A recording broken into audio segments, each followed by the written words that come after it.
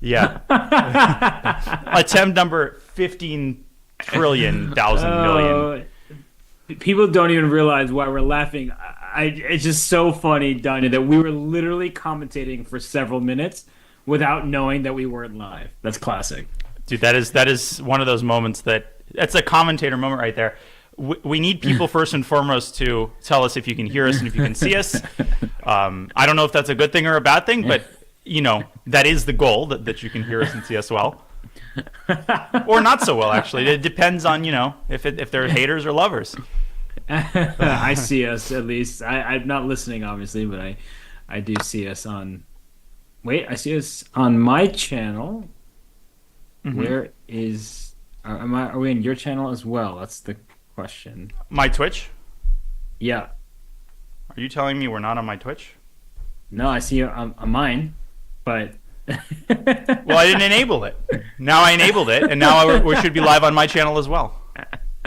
Oh my goodness, this is so funny. We are, we're just two chess grandmasters trying to talk about the game, but we struggled mightily with getting this all set up today.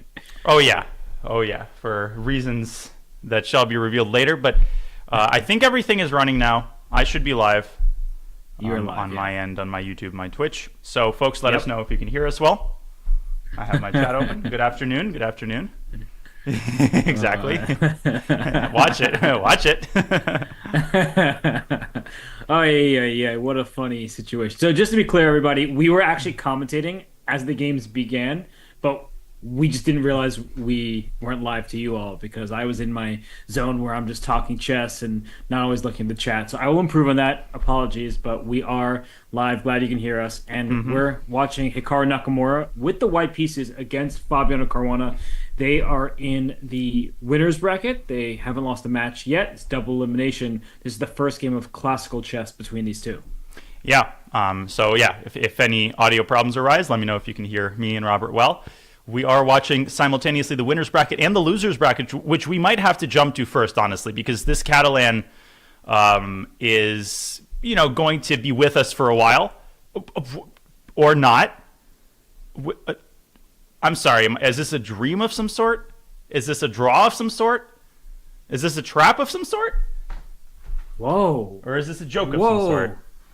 It looks like it is an attempt to make a quick draw, and I think we should definitely stay here just for the moment. I know that Leonard Dominguez's game against Sam Sevian, they're going down some deep theoretical sequence, but here, a knight is en prise, but after queen takes c6, bishop d7, the queen has only one safe square to go to, Danya, but I guess rook b8, rook a8, and you just keep following the leader.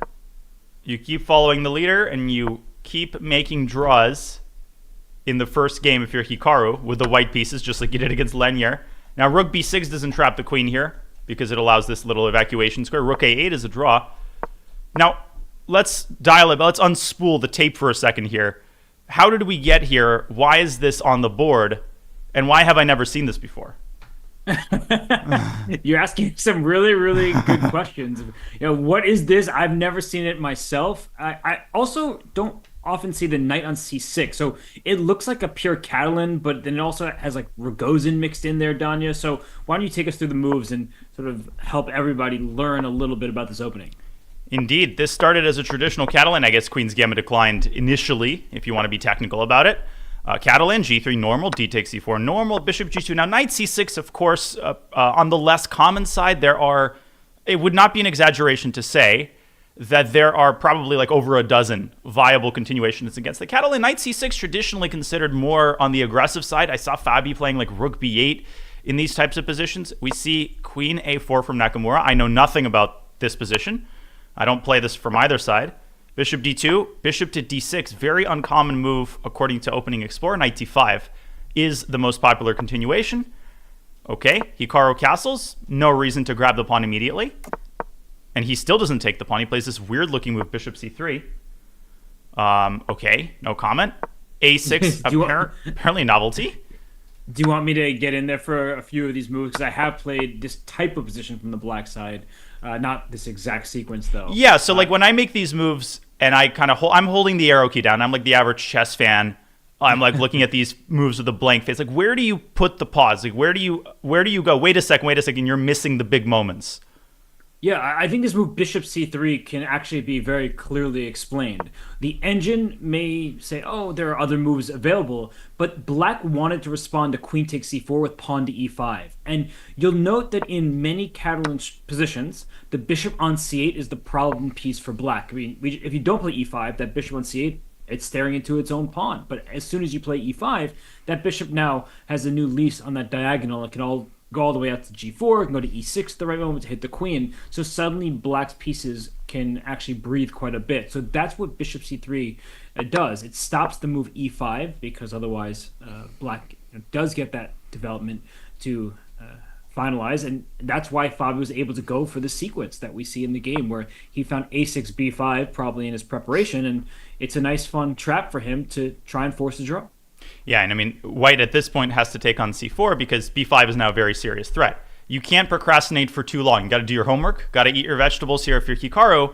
And, we talk a lot about Fabiano's famed preparation, and a lot of kind of empty, substance-free phrases are uttered in that regard.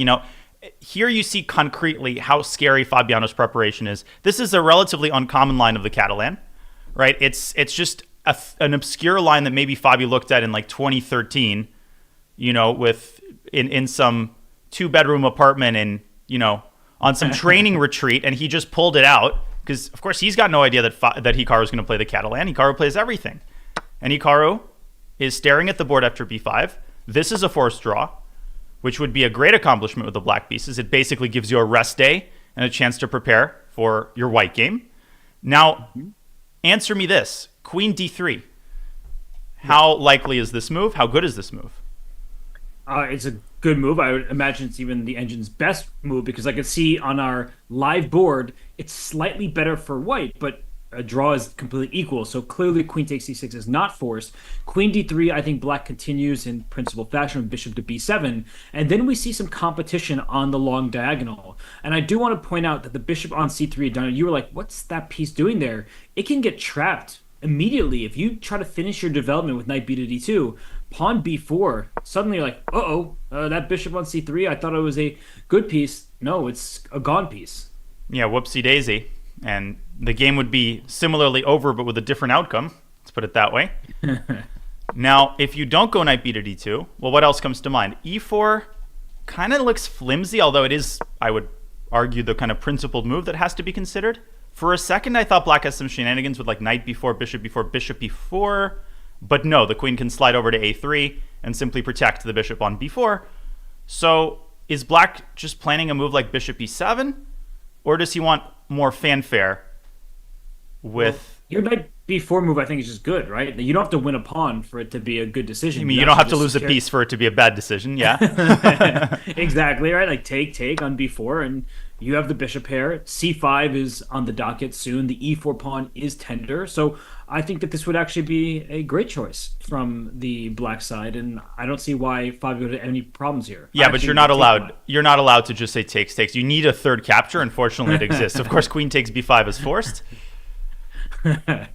and because you can only say it 3 times, you can't play a takes b5. But in all seriousness, this is not it. The engine is giving that slight plus to white. So is a tamer approach in order maybe a3? I'm even looking at knight e5 here. Although that triggers a bunch of exchanges, takes, and even the simple knight d5, let alone, knight d7, I think black is at the very least doing fine here.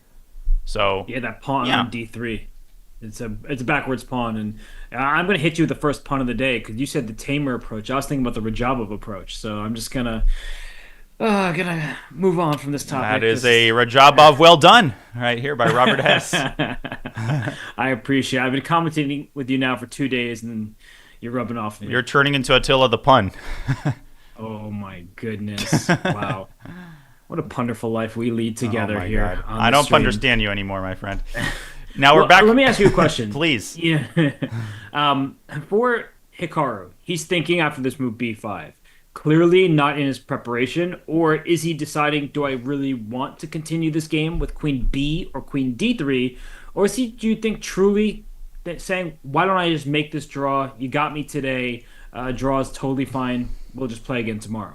That's a great question. I'm actually copying this into ChessBase right now because I actually want to check the updated database. This would potentially influence my answer to this question because sometimes Opening Explorer doesn't have the very latest. That is why, the professionals have their tools. So I don't mean to deflect and change topics here. I'll answer your question. Bishop to d6. Okay, so where was the novelty, first of all, is what I'm trying to confirm. Yeah, so it's really interesting. Bishop c3. This move is clearly the jewel of Hikaru's preparation, except it was played by a 2-year-old Magnus Carlsen.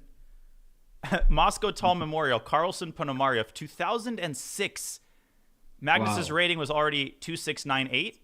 He was 5 points under Ponomarev. So this is not, an unknown move. A6, also technically not a novelty. I'm seeing one obscure game from 2008. It was played in a Catalan-themed correspondence tournament. That's awesome. And by somebody with the last name Fabri, but not Fabi. Well, that's how you know to trust it, right? In a correspondence tournament, that must be very serious stuff. And it also will be engine-backed. So for Hikaru, you said Bishop c3 was the rare move, right? So he kind of tricked himself. Yeah, I mean, it's not necessarily that he planned to play Bishop c3. It might be that he got confused or was not totally aware of this line. By the way, this was played in the correspondence game. Right? That's why it's good to have that database. White played Queen d3. Black, a 2200 rated correspondence player, pretty serious dude. Bishop b7. And indeed, White played the slow move a3, discouraging b4. Of course, Black plays b4 anyway. A takes b4, knight takes b4. Bishop takes b4, bishop takes b4. And eventually the game ended in a draw. So there's nothing new under the sun, Robert. It feels like everything's been explored. Hikaru is, he's spinning the wheel in his mind, right? He's jumping between one kind of persuasive part of his brain that's like, just take on c6. Don't risk it. Fabi's so well prepared. Get some rests. You beat Lenier with the black pieces. On the other hand, you've got the white pieces. You owe it to the chess world to at least try. How much risk could there possibly be, right? These two sides right now are fighting for purchase right now in his brain.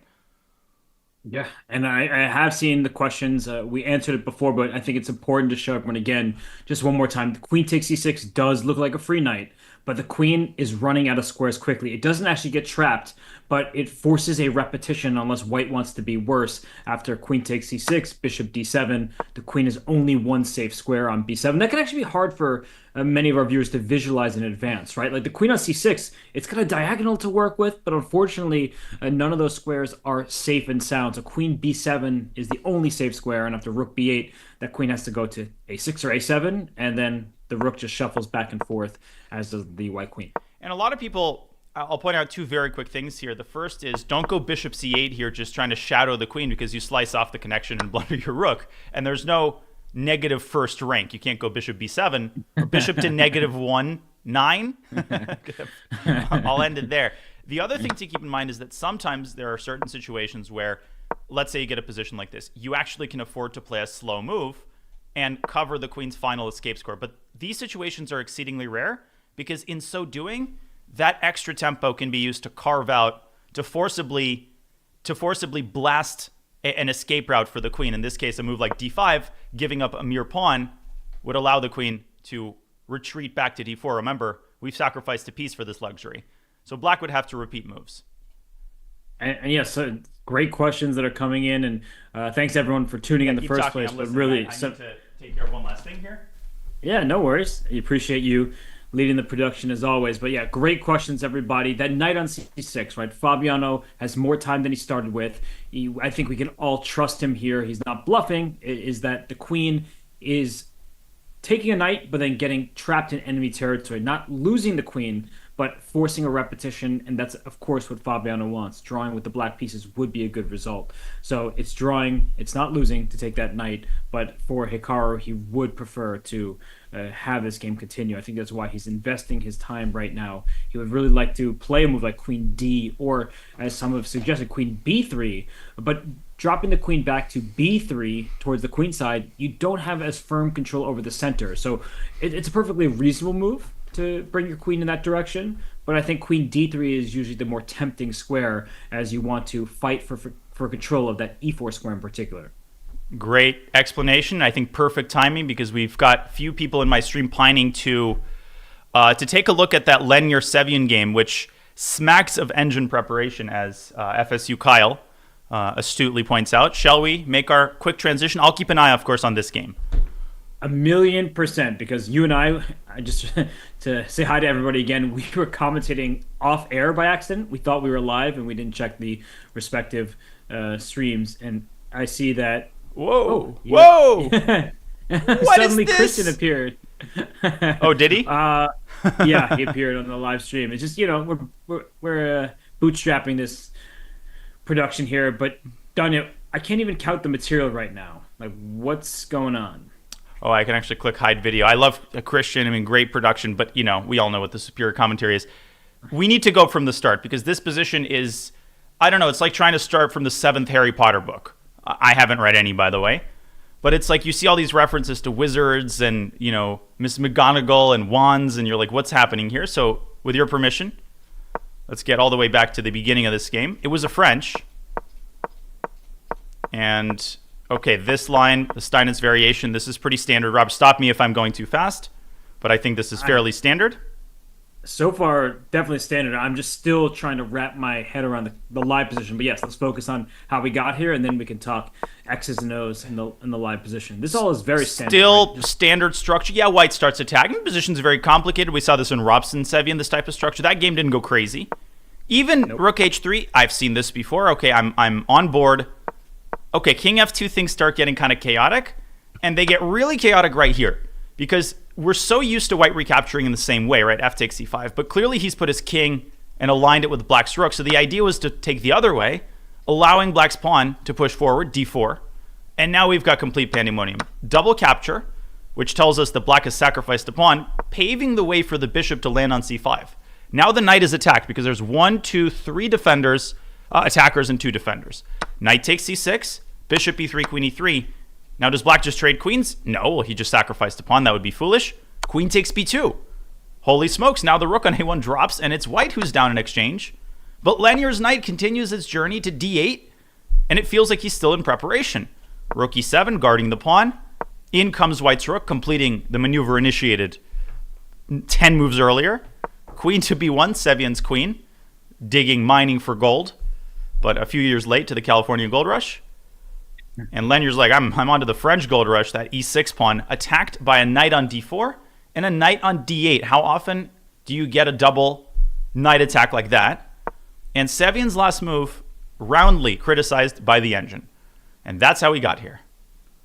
Okay, so a few very important notes. This last move by white, knight to D4, I actually don't think that's the engine's preferred choice. So Lenier forced Sam to think, because Sam was hitting that space bar, right? He's saying, this is what the engine says, this is the best continuation, it's the way that white has to go here. F4 to F5 is what I could see, because of course I couldn't do this with my own brain. I'm being honest, very transparent, that I looked to see what the engine was recommending. And after F5, I said, what are you doing there? You're giving up a pawn for free. If black takes with the queen on F5, trying to get the queen back into the game, white has bishop D3. Oh, no. Look at this, right? All the pieces join the party, and there's queen takes H6 to follow, and the black king is just blown to smithereens. So, and you found another queen trap there with bishop to G6 if the queen took the pawn. So, this was the kind of the main line. And after F5, E takes F5 was forced rather than queen takes. That makes perfect sense. But then the game continues. Queen takes H6, which looks like white is about to go and checkmate black, and black has the resource queen B6 check. This is actually unbelievable geometry where the queens come off the board, and then the engine says white is ever so slightly better, and I still don't understand because white is down a little bit of material. And at this point, as I said yesterday, for Fabiano Caruana, the opening begins here. It was the prelude to the real analysis, the after party, so to speak. So you're telling me that if we rewind one more move, this was Sam's idea with queen b1. It was prophylaxis against f5, which I would have no idea. I would be none the wiser that this was actually white's threat. Incredible. But instead, Lenier plays knight d4, which is the third engine line. And now we're seeing all zeros as usual. Queen b6, I would put, if I'm the informed consumer here, I would put very little stock into these snap evaluations, right? Because this is the over-caffeinated engine at a low depth. Whereas, first of all, when the players analyze, they're analyzing with a serious stockfish, leaving the supercomputer on for many hours at times. And when the computer is at a depth of like 60, it has often very different conclusions. But apparently, after knight 86, the chaos is only beginning. Now, to my uninformed, plebeian tactical mind, rook takes e6 here is natural, but apparently loses the game. I assume bishop c4? And f5. And you don't even need f5, actually. Like, if the knight moves back, you can actually... Yeah, I mean, the simplest is to play f5. You can also play rook takes g7 check. Hello? Ooh. Knight takes e6 with check to follow, and the queen on b6 is loose. But it's unnecessary. King h8, and the position gets complicated. f5 is the simplest way to play, and the rook is toast, and so is black's king. That will fall shortly afterward. So the correct move here is knight takes e5. This is mental. This is the players need to be institutionalized, and so do the commentators. After it's like those fake horror videos. You watch this video and you're never the same again. This game is like one of those. Rook g6. Now rook d8, rook takes e6. Yeah. Rook d8. Okay, I thought you could say rook e8, like protecting the bishop, but no. Why would you do that? Rook e8 obviously loses to king h2, Robert. Come on. Do your homework, man. Is that actually the move, king h2? That's actually the move. Untying the knight and setting up this unstoppable threat of knight e6. Dude, this is ridiculous. This game is unbelievable. Truly unbelievable game. And we're going to likely get this endgame. If Lenier plays whatever the best move is, I've already forgotten. One of the knights takes e6. The d8 knight taking e6 is what we were talking about. But the fact that Lenier has paused, I wonder if he's trying to recall this exact line, because queen b6 is clearly not engine approved, Danya. But from a human level, it does make sense. You're bringing the queen back closer to where the action is happening. And the knight on d8 is now hanging. The knight on d4 is not fully pinned, but a queen trade would be the result of that knight on d4 moving. So I guess what I'm saying, Danya, is that now Lenier might be confused because knight takes e6 is tempting, but he had that idea to play f4 to f5, and that still looks very appealing to my eyes, because after f5, if you take the knight on d8 as black, f6 comes, and the black king is just still wide open. I'm sorry, I was listening. I'm also running this in ChessBase, and I've got some unbelievable information here. There really is nothing new under the sun, because in the Croatian team championship at the end of 2024, Ivan Cheparinov, which is a name known to anybody with even a nodding acquaintance of opening theory, against Attila Kuru, not Attila the Hun, not Attila Turzo, a third one, reached the position after... Oh my gosh, they reached the position after queen b1. So the novelty is not even... The novelty is knight d4. Cheparinov played f5, and he won. E takes f5, queen takes h6. All of this happened. Black, by the way, 2397. This is why I don't play classical chess, because this guy knew all of this. And now rook g6 was played. Cheparinov still playing the engine moves. Black still played the engine moves. On they went, and Cheparinov converted the minor advantage in this position. So, unreal. Knight d4, the novelty. Sam clearly not aware of this move, responding queen b6.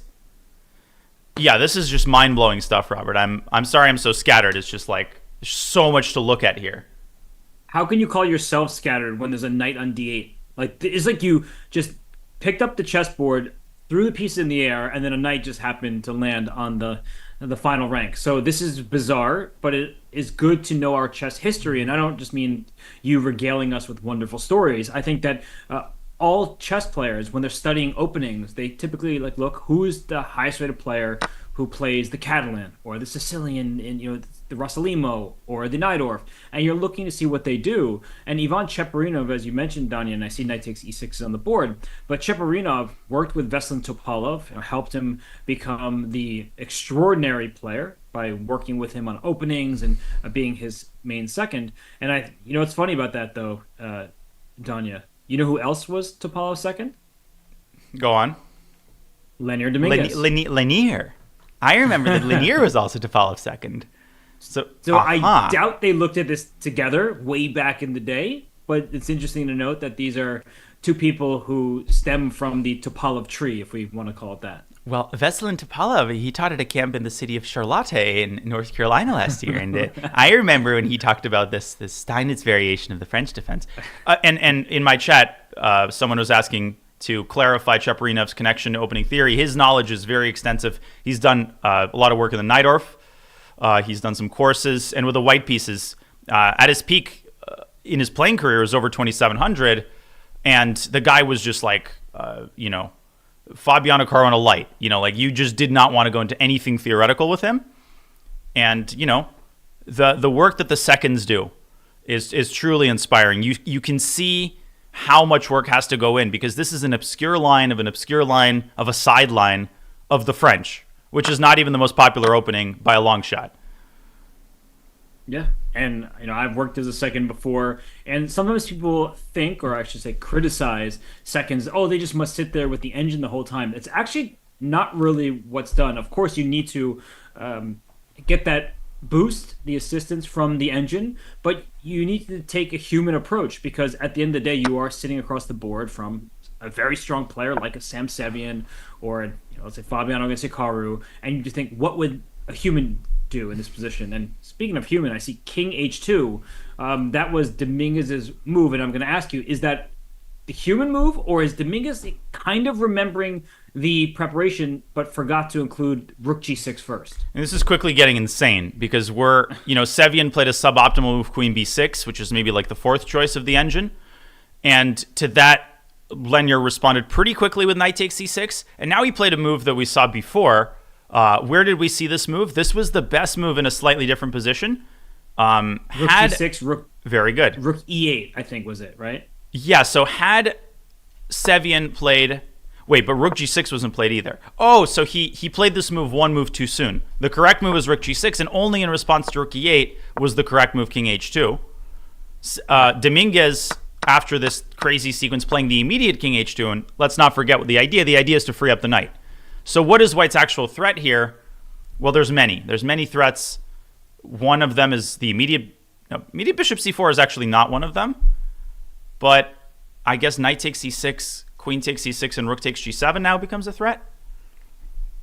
Danya, I'm going to be honest with you, because I understand nothing about this position. Do you want to guess what Black's best move is right now? Well, full disclosure, I did check. It's bishop takes a2. And had I said that move, there's a lot of people who would be having a field day right now, and I don't want to give them a field day. So, oh my goodness! I mean, everybody who's been watching chess for a while has seen us go at it, and we love just using our wee little brains trying to solve the complexities of the positions. But bishop takes a2 was not on my radar. You just take a measly pawn all the way on the other side of the board from where most of the action is taking place. The black king is wide open, but once that knight is captured, as you're showing, Danya, the g7 pawn is defended. b7 is hanging, so white can go and grab that. Later, f4 will be a weakness. The black can target. This is still just an absolute maddening position, but I guess it's just one where black is okay. Yeah, it's still a complete minefield. I would take white, but if black puts the rook on the right square, God forbid I try, I guess rook f8. Again, I don't want to make a single natural move because it seems that that's just wrong by definition. So two things. First of all, you can see why freestyle commentary is so hard, because imagine like this type of chaotic scenario, but on the first move. Like this is what you start with every single game. And now you can see that, the job of breaking it down is quite difficult. And second of all, chess is a draw. It just is. And I think that's reaffirmed. But our path to understanding why chess is a draw is still filled with a lot of beauty and a lot of discoveries yet to be made. This is an unbelievable game. I'm glad that we were able to tune in for it because draw in Hikaru's game. Oh, boo. Really? Yeah, he just took the bishop. He just took the knight like 3 seconds ago. So I'll put this on because we are obliged to as self-respecting commentators. So here we go. Here you go, guys. Here's the repetition. Yeah. He thought for 20 minutes or so. Yeah, go on. I was going to say, I know sometimes chess players can be criticized for, quote unquote, not showing up and not giving a real effort in.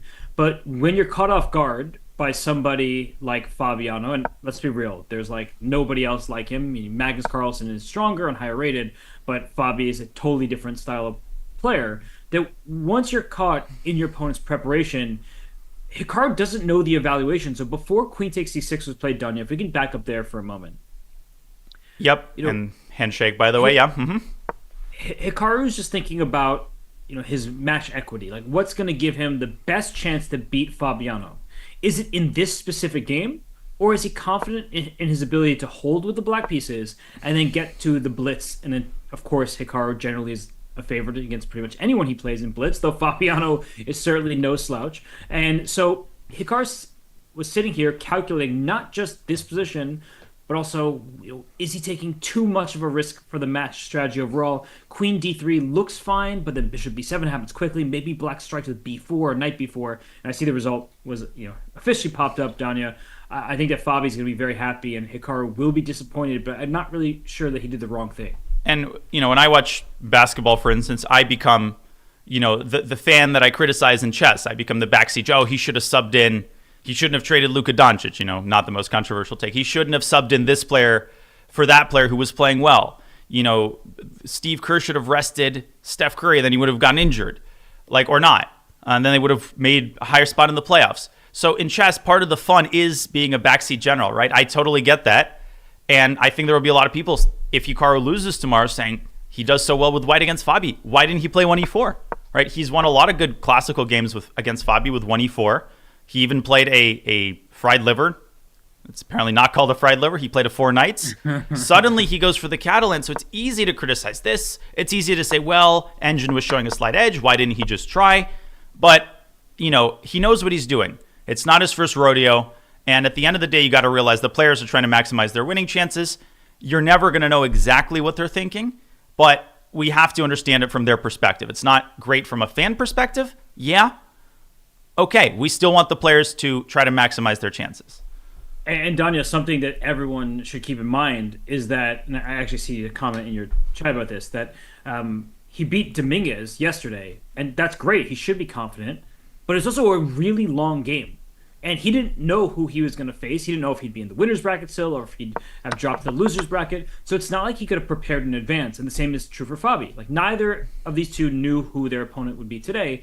And thus, they were just kind of winging it. And for Hikaru, he tried to out this opening. He was caught in something that Fabiano knew better. And so he decided to just say, you know what, I'm just going to make this draw, rest up, and come back tomorrow. And this game is not a game that gives us any rest whatsoever because the queen is now captured on b7. Danya, credit to Sam Sevian. He may have made a quote-unquote blunder with queen b6. I think that's a bit harsh.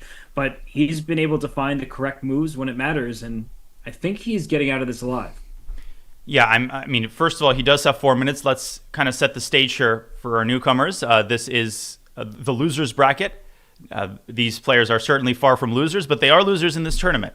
As Dominguez suffered a loss in the Classical at the hands of Hikaru Nakamura, and Sam Sevian with a very topsy-turvy match against...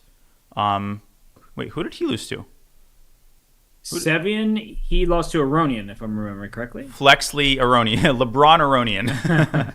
But also, he was up. He won. They drew the Classical games, and then Sam won with Black, and then he lost 2 games in a row with White, and then the final game with Black, and so Levon was able to just get by him. Okay, that makes sense. So this is the first rapid game. If you lose one more match, you're out of the tournament. So the players playing for their lives, and the time controlled 25 minutes with a 10-second increment. This is game 1.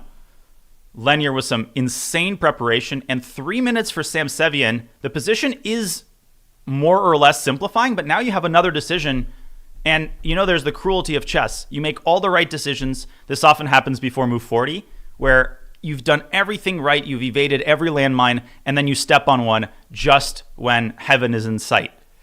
Well, Danya, speaking of landmines, I have a great suggestion from Chill Chess in my channel that, bishop d5 is met by bishop c4. That was the suggestion. I thought right this. There. Well, that's also looking good, but bishop c4 was offered, and that's an incredible move.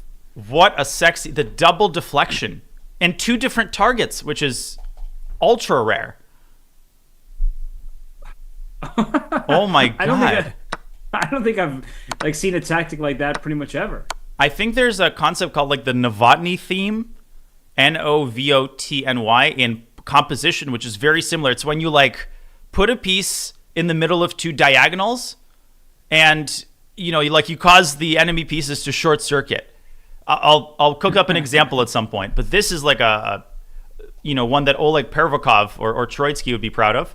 I was gonna volunteer the move Rook takes G7, but I suppose King H8 and the game goes on here. And what is this, a draw or something? Yeah, this is unconvincing. White is only slightly better here. Amazing. Wow, that's an incredible line as well. But chill chess with a great username and a great suggestion. So that Bishop C4, that is a move and a half. I hate to bust your bubble, but it's not the best move because of Rook D8, and it's equal. Of course. I'm not busting your bubble. It's Stockfish is busting your bubble. Let me be clear. The best move is the boring Queen D7. This is winning because now you're actually threatening Bishop C4. So you called it.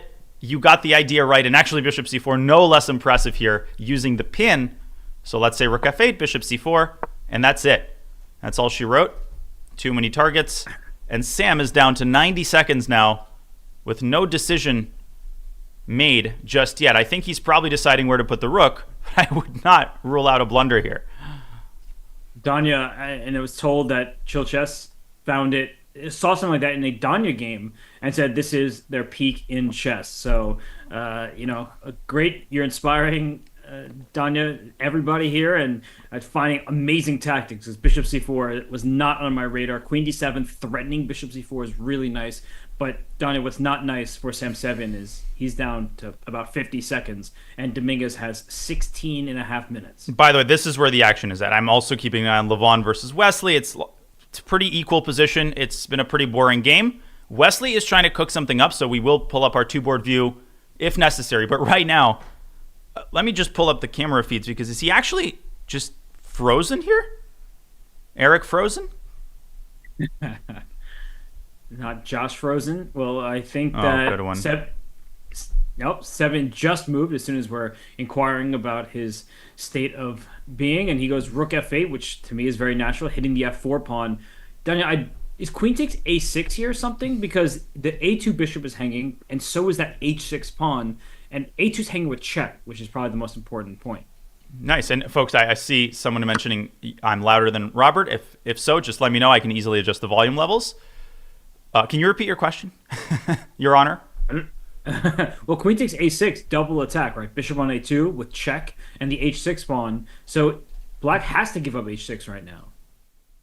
Yeah, and where's the equality? Where's the promise 0-0-0? Because Queen takes F4, blunders the bishop with check just as I say that. He hangs the bishop, but he doesn't hang the bishop. He hangs the fact that the king is checked. I was literally in the process of saying that when he played Queen F4. And that's why you cannot let your clock tick down to 10 seconds. And again, stepping on the last landmine. I don't know why this was equal, Robert. How is this equal? And Lenier has taken. From a human perspective, it probably wasn't. But for Sam Sevian, he loses his bishop with check. And now he's kind of on the cliff, right? If this could be the end of his run in the American Cup, he will get a second game. He'll get the white pieces there. But we know how difficult Lenier Dominguez is to defeat if you're not Hikaru Nakamura. So, Danya, is this as over as it would appear? It's a full extra bishop for white. But I want to remind everybody something. That's an H pawn. That's a dark square where it promotes. And that's a light squared bishop. So if enough trades are to happen and the G pawn is gone from white, we could have some potential to hold this game. Plus, the white king is quite open.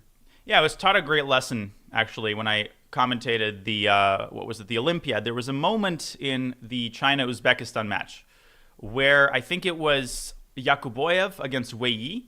And there's a crazy moment where one of the players blunders his queen, and there was this huge brouhaha created, how could Wei Yi blunder his queen? But if you actually went deeper into the line, it became very clear that Yakuboyev, who did not ostensibly just miss this child's play tactic, it wasn't child's play at all, because that tactic was predicated on this long endgame where he had to find some subtlety on the 15th move. And I was among the chorus of voices that were roundly criticizing, how could this happen? Because I wasn't looking deeper. I have a feeling that Sevian might have actually seen the queen takes a2 as a check. And I'm not seeing off the top of my head a way to avoid the perpetual, because if bishop e2, queen h4, rook h3, queen f4, this is a perpetual. King h1, queen c1. So what's the move here, Robert? Is it bishop elsewhere? Yeah, I think it has to be, because the part of the problem is that if white ever played g3 in that position, there would be a check on f2. So I think that the white queen has to keep an eye on the second rank. It still isn't easy to figure out where this bishop belongs. Probably c4, putting on a protected square. But that just means that there are more landmines that Dominguez is going to have to avoid. So queen h4 here, rook h3. Great comparison chess by you. Bishop on e2 allows queen f2. Queen f2 still possible, but let's be serious. That's not going to yield the desired result. What about queen to e3? Just that rook on h3 has seen better days, hasn't it? Uh-oh, that looks pretty rough. Okay, you can't go g4. Is white losing on the defensive? Okay, Bishop. Wait a second. Bishop f7. Are you kidding me? Bishop f7. But okay. But what if I chase bishop around, queen back? Bishop d5? Oh, sorry. Yeah, bishop d5. And I get to g2 in time. Oh my gosh, what a concept. Bishop back. I go back to e3. Draw. No, thank you. I'm safe and sound, and now the process of untangling begins, and it doesn't take long. The rook just evacuates the shelter from h4 and activates itself. Is that the winning line that Lenier has to find? And related to that, can he go bishop d3? Like, does this give up the win because of the same line? Check, check, and yes. Queen e3 now comes with just flat out fork. Huh. And white could even get in trouble in some of these positions, right? It's like the rook f2 is so strong. So if we go back to bishop c4, I know I'm like shuffling around a lot. Check, check, g3, queen e3, threatening rook f2, bishop f7. What if the rook slides over to d8? Again, bishop d5 anyway? Stop it. I'm just going to chop this off the board here, just to say that I took Robert Hess's annoying little bishop. Well, you know what's funny is that that would work if not for the queen taking and sliding back to g2, right? There are all sorts of draws by repetition, if not for the fact that the queen can block in the second rank. And this queen on a2, just magical powers, right? It didn't just take a bishop there with check. It is the linchpin of white's entire defensive construction here.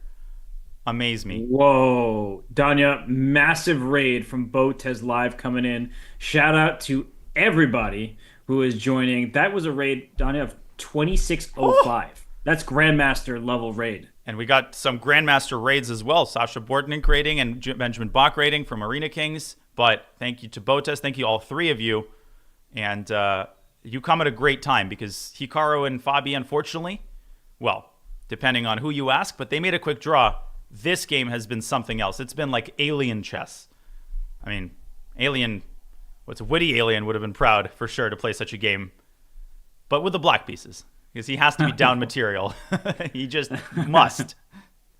That was a good reference there. Wow, thank you so much, Botez Live. I'm not sure which sister was Andrea. On the show, but was Andrea? Oh, yeah. Well, hopefully the music is bringing joy to everyone's ears. The chess is good as well. But thank you so much. Really appreciate it. And welcome, everybody. We're just covering the American Cup.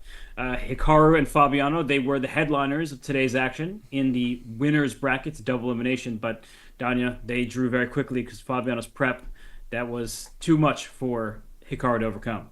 Yeah, Hikaru took his time. He took 20 minutes in a position where he either could essentially go for the repetition or keep the game going. You know, logical, tame, reasonable decision. He'll definitely be talking about it in the interview. I want to go back for the sake of completeness and just point out where the blunder occurred, because Sevian found bishop a2 on his own. He was out of prep, that's pretty clear. And then after Dominguez took on a6, Sevian, he panicked, and understandably so, because queen takes h6 is also threatened using this rook on g3. And the engine tells us that bishop to d5, the only clearly equalizing move. But this is insane. Takes, and apparently rook f7 or rook f5. Like, why is this equal? How could this be equal? So you're just giving up a second pawn and patiently putting your rook on f7. So I think we should show everybody that rook takes f4 is the move you'd want to play, but your idea from earlier, it rears its, well, I would say ugly head, but here I think it's promising, and Dominguez would be very happy about it. Yeah, rook g7, a classic deflection idea, queen g7, queen f4. Is this winning or not? That's a moot point. Obviously not what Sevian wants to allow. It's queen plus 2 extra pawns, probably winning. But the point is, it's not that white is in Zugzwang per se after rook f7. White has no way to make progress. White has no way to improve his position. And there's tactics everywhere here. Like bishop d3, now you can play rook takes f4. And what's the difference? Well, rook takes g7 looks like the same thing. Nope. Now the bishop, which should now appear on c4, in this line, it actually wants to be on f1 because queen takes g2 is wake up and smell the coffee time. That's checkmate. White has no move here. So queen g5, very uninspiring, but that's really the only way that white can keep the game going. And after rook f4, black, of course, has only one pawn down and sufficient compensation in the form of threats against white's king. Wait a second, though. If bishop d3, you showed that move, right? Yeah. Are there all sorts of checks on h7 that, sorry, before queen to g5? Like, apologize. yeah, like if you just sit that bishop on d3, aren't you threatening some kind of bishop or queen to h7 if black's not careful? Well, first of all, black can play queen takes d3, but rook takes f4. Yeah, queen h7 check, king f8. And oh my gosh, these lines are crazy too. Look at this line. h6, there's rook h4 check, and black seizes the attack. But white can try this interesting move, bishop f5, aiming to block a check on h4 with bishop h3. And now even rook takes h3 is a forced draw. Just all this geometry, I mean, it's just like makes your head spin. MC Escher wouldn't be able to handle this. Oh, well, it feels like we're just keep climbing the staircase and we're getting nowhere. So I'm with you on that one too. Very good. I mean, this is ridiculous. That line is just wild. And I have a question in my chat, Danya, and I think it's a good one. That in that continuation in the live position, right? Queen h4 check. Bishop c4 first, rather, and then this queen h4. Sure. The sequence with g3. If black plays queen d4 rather than queen e3 at the end, threatening rook f2 as well, are there some rook b8, rook b2 ideas if white plays for bishop f7? Bishop c4 was just found. It's funny, like the bishop trailing there, bishop f7, rook b8, bishop b3. No, that's not going to be the move. Yeah, bishop c4, queen h4. We're following this line. I think Sevian might very well go for queen d4. And I'm stalling because I don't see a move here. Can you go rook h4, rook f2, king h3, queen d7, bishop e6? But can you go rook h4, rook f2, king g1? Oh my god. You can, and probably you should. Wait, queen takes h4 and you can't take back? Oh, queen a8! Only move. Well, this is too much, man. This is getting ridiculous. How do we even tackle all of this? Let's keep track of Sevian's move because he's got 20 seconds. I think he's going to go queen d4, knowing how tricky Sam is. On the other hand, what do you see? GH4 would also be winning in that position, by the way. Oh, that's winning? Yeah, because eventually you get a stalemate trap. Oh, bishop on g8. Oh my gosh. Yeah. Dude, there's going to be so much to talk about for anyone who wants to make a serious recap from this game. You could make a whole YouTube channel just dedicated to this one game. Dominguez, yeah, he's not going to miss these kind of moves. Bishop f7, and that's going to hurt. I feel like Sevian, once he realizes that he's not going to get that check on the second rank, he is going to be really upset with himself because this whole opening, it was risky, but he did have a chance, and unfortunately for him, his clock got a little bit low, and Dominguez is too strong when you give him a free bishop. And now consolidation, right? A move that's really only heard in a chess context. That's what's about to happen. You get the bishop to g2, consolidate. You get the rook out from under h3. You give the king a little bit of luft. And, well, you've got an extra piece. Do you think it's at all possible that Sevian saw that he was giving his bishop up with check and went for this consciously? Or do you think that's too far-fetched? I think it's near-fetched. I think that linear fetch, oh, far-fetched. Okay, I see what you were doing there. I think he just didn't know what to do in that line with queen takes h6, rook f7 or whatever it was, just being down 2 pawns looked completely unappealing. So Yeah, he looks at this position and there are chances to hold, right? Like the white king isn't the safest in the world, but now that all the coordination is happening, I do feel like, there's gonna be queen e4, queen e8, queen g6. You can give a bunch of checks and then get your rook active. Yeah, I mean, black is running out of threats, running out of fuel, um, literally running out of pieces. Obviously, you want to be very. You can in some lines give up the h pawn and play a move like rook f4, but if you leave yourself with only one pawn, you open yourself up to the possibility that black could trade all the pieces and trade that pawn off by force. Right. So this, I think, now feels like a position where Dominguez he will keep an eye out for some of these liquidation, outside hope at a draw for white. But yeah, look at him go. He's just gonna bring his queen to where would you put your queen right now? Like, would you go G6. G6? Okay. But rook f6. Okay, goes to c6. That's actually where I would have put the queen. I misspoke, of course. It's not like I was waiting for Lenya to show me where to put the queen. I think it's one of those positions, Danya, where you keep threatening a queen trade, and that will at the very least help you uh, burn seconds off your opponent's clock. Yeah, I mean, we're gonna have to show that study like win in the event that Sevian had gone queen d4 that you so keenly noticed. Yeah, it's like you get a plate full of the most delicious food, and literally you don't know where to start. Everything is served at the same time, and there's still a little technique required. I mean, we've seen crazier things, maybe even in this tournament. By the way, the women's winners bracket is going on right now. We've been so enthralled by this game. How's the other game going, by the way? Like Flex Liso versus LeBron Aronian. It's in a queen and knight ending Ugh. with even pawns. Yeah, nothing has happened that entire game. So, And actually, I'm just seeing that Nazi Paikizi beat Carissa Yip with the black pieces. So, if in that's in actually, 16 moves. yeah, Carissa blundered. Oh my gosh. Yeah, something has gone terribly wrong with Carissa, starting with like the end of the white game against Tatev. Okay. Yeah, no, it's been bad for Carissa. She still has an opportunity to strike back in the next rapid game, but her play has left quite a bit to be desired from her own strength. And we know how good she can be. So Rook A8 right now, doesn't that trade everything off? Yeah, wins the game because Queen E4 at the end trades Queen. So we're watching the last gasps here for a valiant warrior in Sam 7 who will have a chance to win on demand with white, forcing Blitz. Queen E4 will trigger resignation. And without wasting a second, let's flip around maybe. I'll let you give me the direction. Should we go to the women's section? Should we watch Wesley versus Aronian? There's a lot to talk about here. And I just noticed that Irina Krush and Anna Zatonsky are playing. These two are perennial champions of the U.S. women's tournament, but right now they're in the losers bracket fighting for their lives. Danya, I'm happy to go wherever. I think that, well, actually, Wesley and Levon just ended, so they drew. Yeah, let's watch the end of Irina's because they're in a time scramble, and I can set up the two-board view here as well. So let me just, yes, it's official. Lanier has won. And as we go across to Irina's game, Carissa hasn't started yet, and Alice is playing a classical game, so we can focus on this one for now. Yes, this looks amazing for white. You're up a pawn. Look at the triple stack on the d file, right? The queen on d5, perfectly centralized, applying pressure on f7.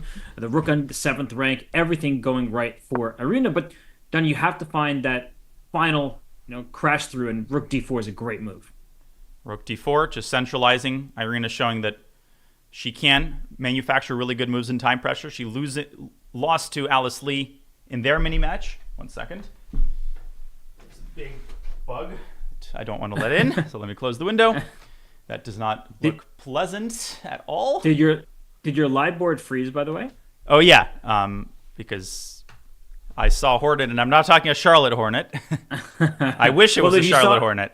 If you saw a Charlotte Hornet, you probably also would lock your doors because they're throwing bricks out there. Oh my God, you didn't have to go there, man. We're taking punches as it is.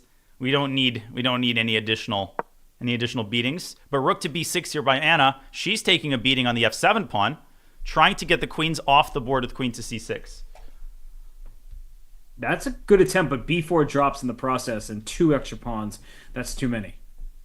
Yeah, let me know, guys, if my sound is still good. I've raised my mic level a little bit.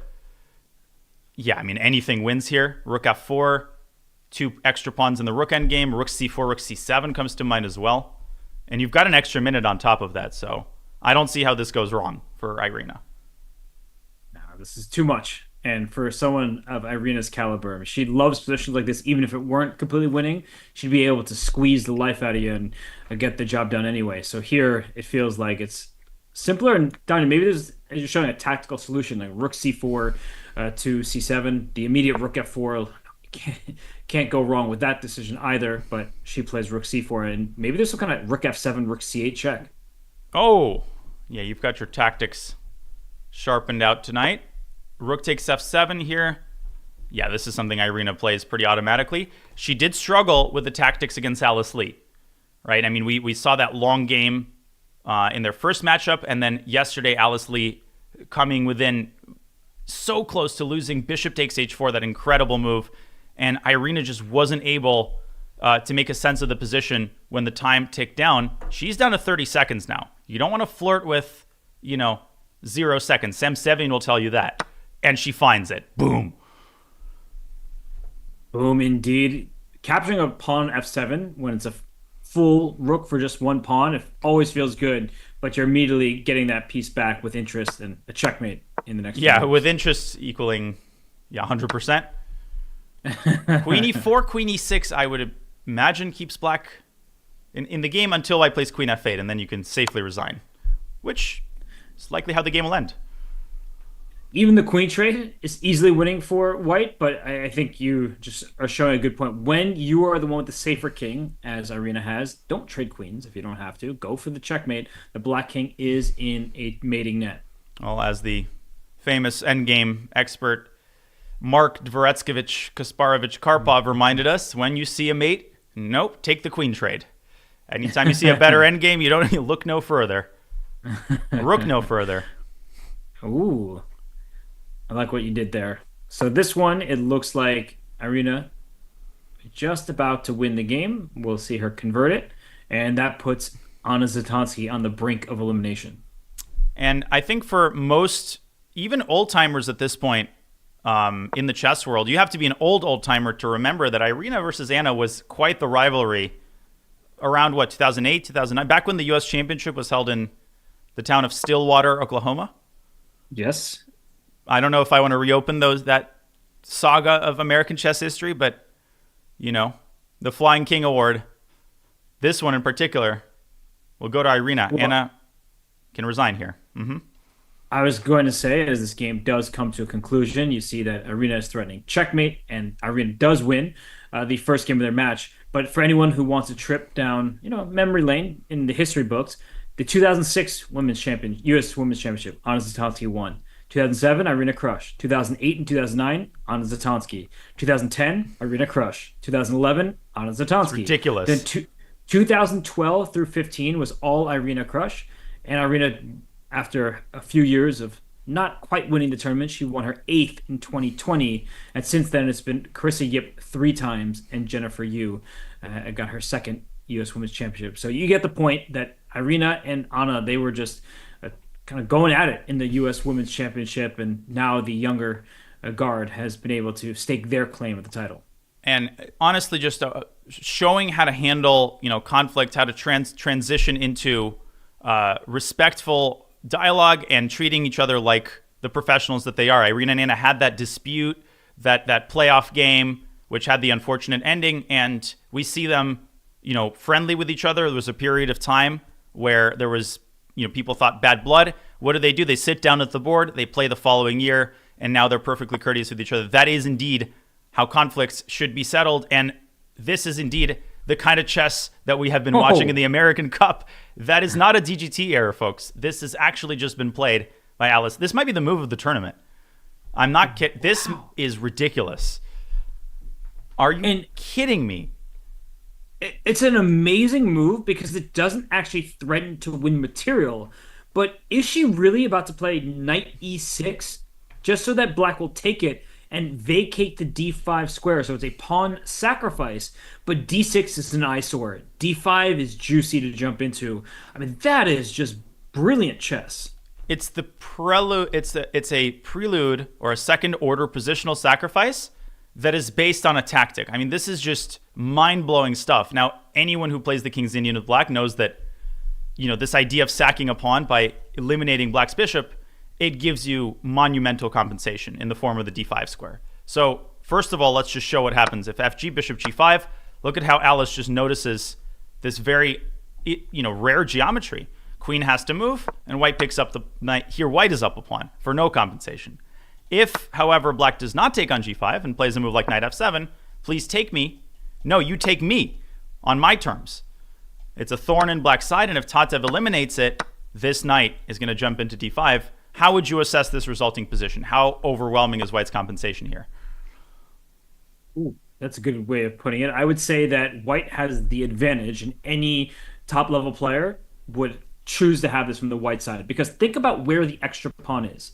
It's on d6. That pawn is going absolutely nowhere. So if you pick it up, Danya, and put it on d4, now I'm actually not sure who I would take, because white has the bishop pair. That light square bishop could be really annoying in the future, but the knight for black would prefer to be on d6. So I actually think the position is favorable for white. I think white controls the important pawn breaks with b4 and f4, and rook b1, b4 seems very tempting. You probably don't even need rook b1, but the point is that the b file may open up. So I would definitely take white in this position. Yeah, pretty divine stuff from Alice. And what's crazy is unless black plays knight f7, if black plays a move like bishop d7 or b6, white can just chill on g5, right? Until black actually threatens something, you can optimize, you can essentially play a move like rook a d1, for instance, preparing for the inevitable future where the d file is open. I don't think in all my King's Indian years I've ever seen anything even similar to this, because anytime the knight gets to e6, either the g5 square isn't controlled by a pawn, or you go through the d5. I mean, this is mind-expanding stuff from Alice. I'll run a search on this theme in ChessBase and see what I can find. It really does deserve the brilliant symbol. Sometimes the algorithm is overly generous, I would say, but this didn't capture anything. It just puts the knight where a little pawn could take it. We just showed why tactically it's not actually a knight sacrifice. The h6 knight is loose, but it doesn't truly threaten to win material. It just threatens to hop that knight into enemy territory, where if you do take it and you do go up a pawn, you're probably going to regret some of it. So I think this is a absolutely fantastic move. Danya, it also allows the f pawn to push for white, and I don't think f4 is the direction we're going, but f3 is commonly played. Like, you get the kind of bayonet attack style, and black's attack is not getting off the ground, because Danya, if instead of knight g5, if we can, for a second, if we just make like a different move, I don't know what move to make, but say like rook a b1, something like that. Great minds think alike. Just a calm move. Black is going to play knight f7. And then there's about to be that pawn storm over there on the king side, g5 and h5, and white does need to be careful, because the bishop, the dark square bishop that is, could get trapped. The king side could be ripped open. Black has so many pieces there. Bishop h6 comes to mind to get onto a more useful diagonal if you don't want to sit behind your pawns. So g5, h5, f5, all the pawns can push. So just by placing your knight on g5, stopping black's immediate plan, I think that is just fantastic stuff from Alice Lee. And to me, the fact that there is a bishop on c8, the fact that there is a positional sacrifice component to this makes it even more brilliant. So for instance, if the e6 square was uncontested, this would be a very nice move, but I'd be a little bit more modest in my commentary here. I mean, I would say, yeah, a very nice job noticing this geometry, but the fact that you're also astutely noticing that it's worth sacking a pawn on e6, that really takes it to 2 exclamation mark status. Can I make a quick interlude to show something on ChessBase? This is really the wonder of being able to access millions of games, at your fingertips. This is definitely a less impressive version. And let me. I'm also doing this to test our ChessBase scene. But I was able to find a few, not totally similar games. But look at this position actually. 1 second. See if I can switch to the ChessBase board. This will take just 1 second of realignment. because ChessBase does not want us to show any games. There we go. Now it Never. should be. Let me just adjust the. Okay, I'll adjust the cameras later. You get the point. This is a game from the Asian Under 20 Girls Championship in Ulaanbaatar, Mongolia. You're of course familiar with the game in the tournament, Robert. Yes, of course. And in this position, similar structure. This actually came from a Rui Lopez, totally different opening, different first move. H3, knight H6, and let's say the less impressive version, knight to G5. White was able to find this move. Same idea, FG bishop G5, but here the knight just reaches E6 with great effect. And later on, White actually did allow the black bishop to capture on E6. Very similar themes, where White piles up on this D6 pawn and was eventually able to convert her advantage. Back to the game. Wow, that's awesome that we can so quickly find a similar concept. And just because it's similar doesn't mean that it works as well, but it does seem like in both games, the idea is going to pay dividends. White should be better, but there's so many more pieces on this board, Danya. So I think that the game is so far from over. Like, for example, at this moment, what if black plays knight c7? That way, instead of giving white the bishop pair, you're just saying, all right, I get what you want. I'm going to stop that immediate plan. Does white still aim for knight e6? There's no rush to do it because the knight's still under attack, so b4 comes to mind first. But what's the actual plan for white? Well, open up the queen side, right? So one byproduct of forcing the knight away from a6 is b4. A becomes possible, and b, well, if black plays b6, you're going to play bc. And black sometimes is able to play dc and put a knight on d6. Not here, because dc, there's d6, and black just collapses. So black has to allow the white rook to step onto the b file, and black finds herself very cramped here. Because I agree with you. Like, I wouldn't overstate the case. I think white is, in the grand scheme of things, maybe only slightly better. But this is getting very unpleasant. Like, you want to go knight b5, again clear the way for knight e6, and black can go knight f7. I'm not so sure that I would still be sacking a pawn here. I would trust a more positionally minded player here to make the decision. Maybe we have one on board. Yeah, I agree with you that I would not sacrifice the pawn. And one big reason that I would avoid that is in some of these positions, right? If black takes the bishop on e6 and then gets a knight on e6 right away, that d4 square is looking incredibly juicy. So I would be looking in that direction. I know knight d5 looks a bit scary, rook b7 to follow in some of these positions. So there's a lot to calculate here, but an active black knight does... Wait a second, Danya. Tactic time. Back to that position? Yeah, back to that position if you don't mind. Do you want some bishop f6 or d7? Yeah. So exactly that. So like knight d5, queen d8, rook b7 threatens bishop takes f6 followed by rook d7. Although there is bishop g5 there. Oh, you're just a mean man. Hey, don't shoot the messenger. But your point is very well taken. I'm picking up what you're putting down. This is still an idea I think worth spotlight. Like even rook b8 can be met potentially with this bishop takes f6 and rook d7 concept that people should be taking notes of, because even an idea that doesn't work in one position should still be, noted by the conscientious student of the game.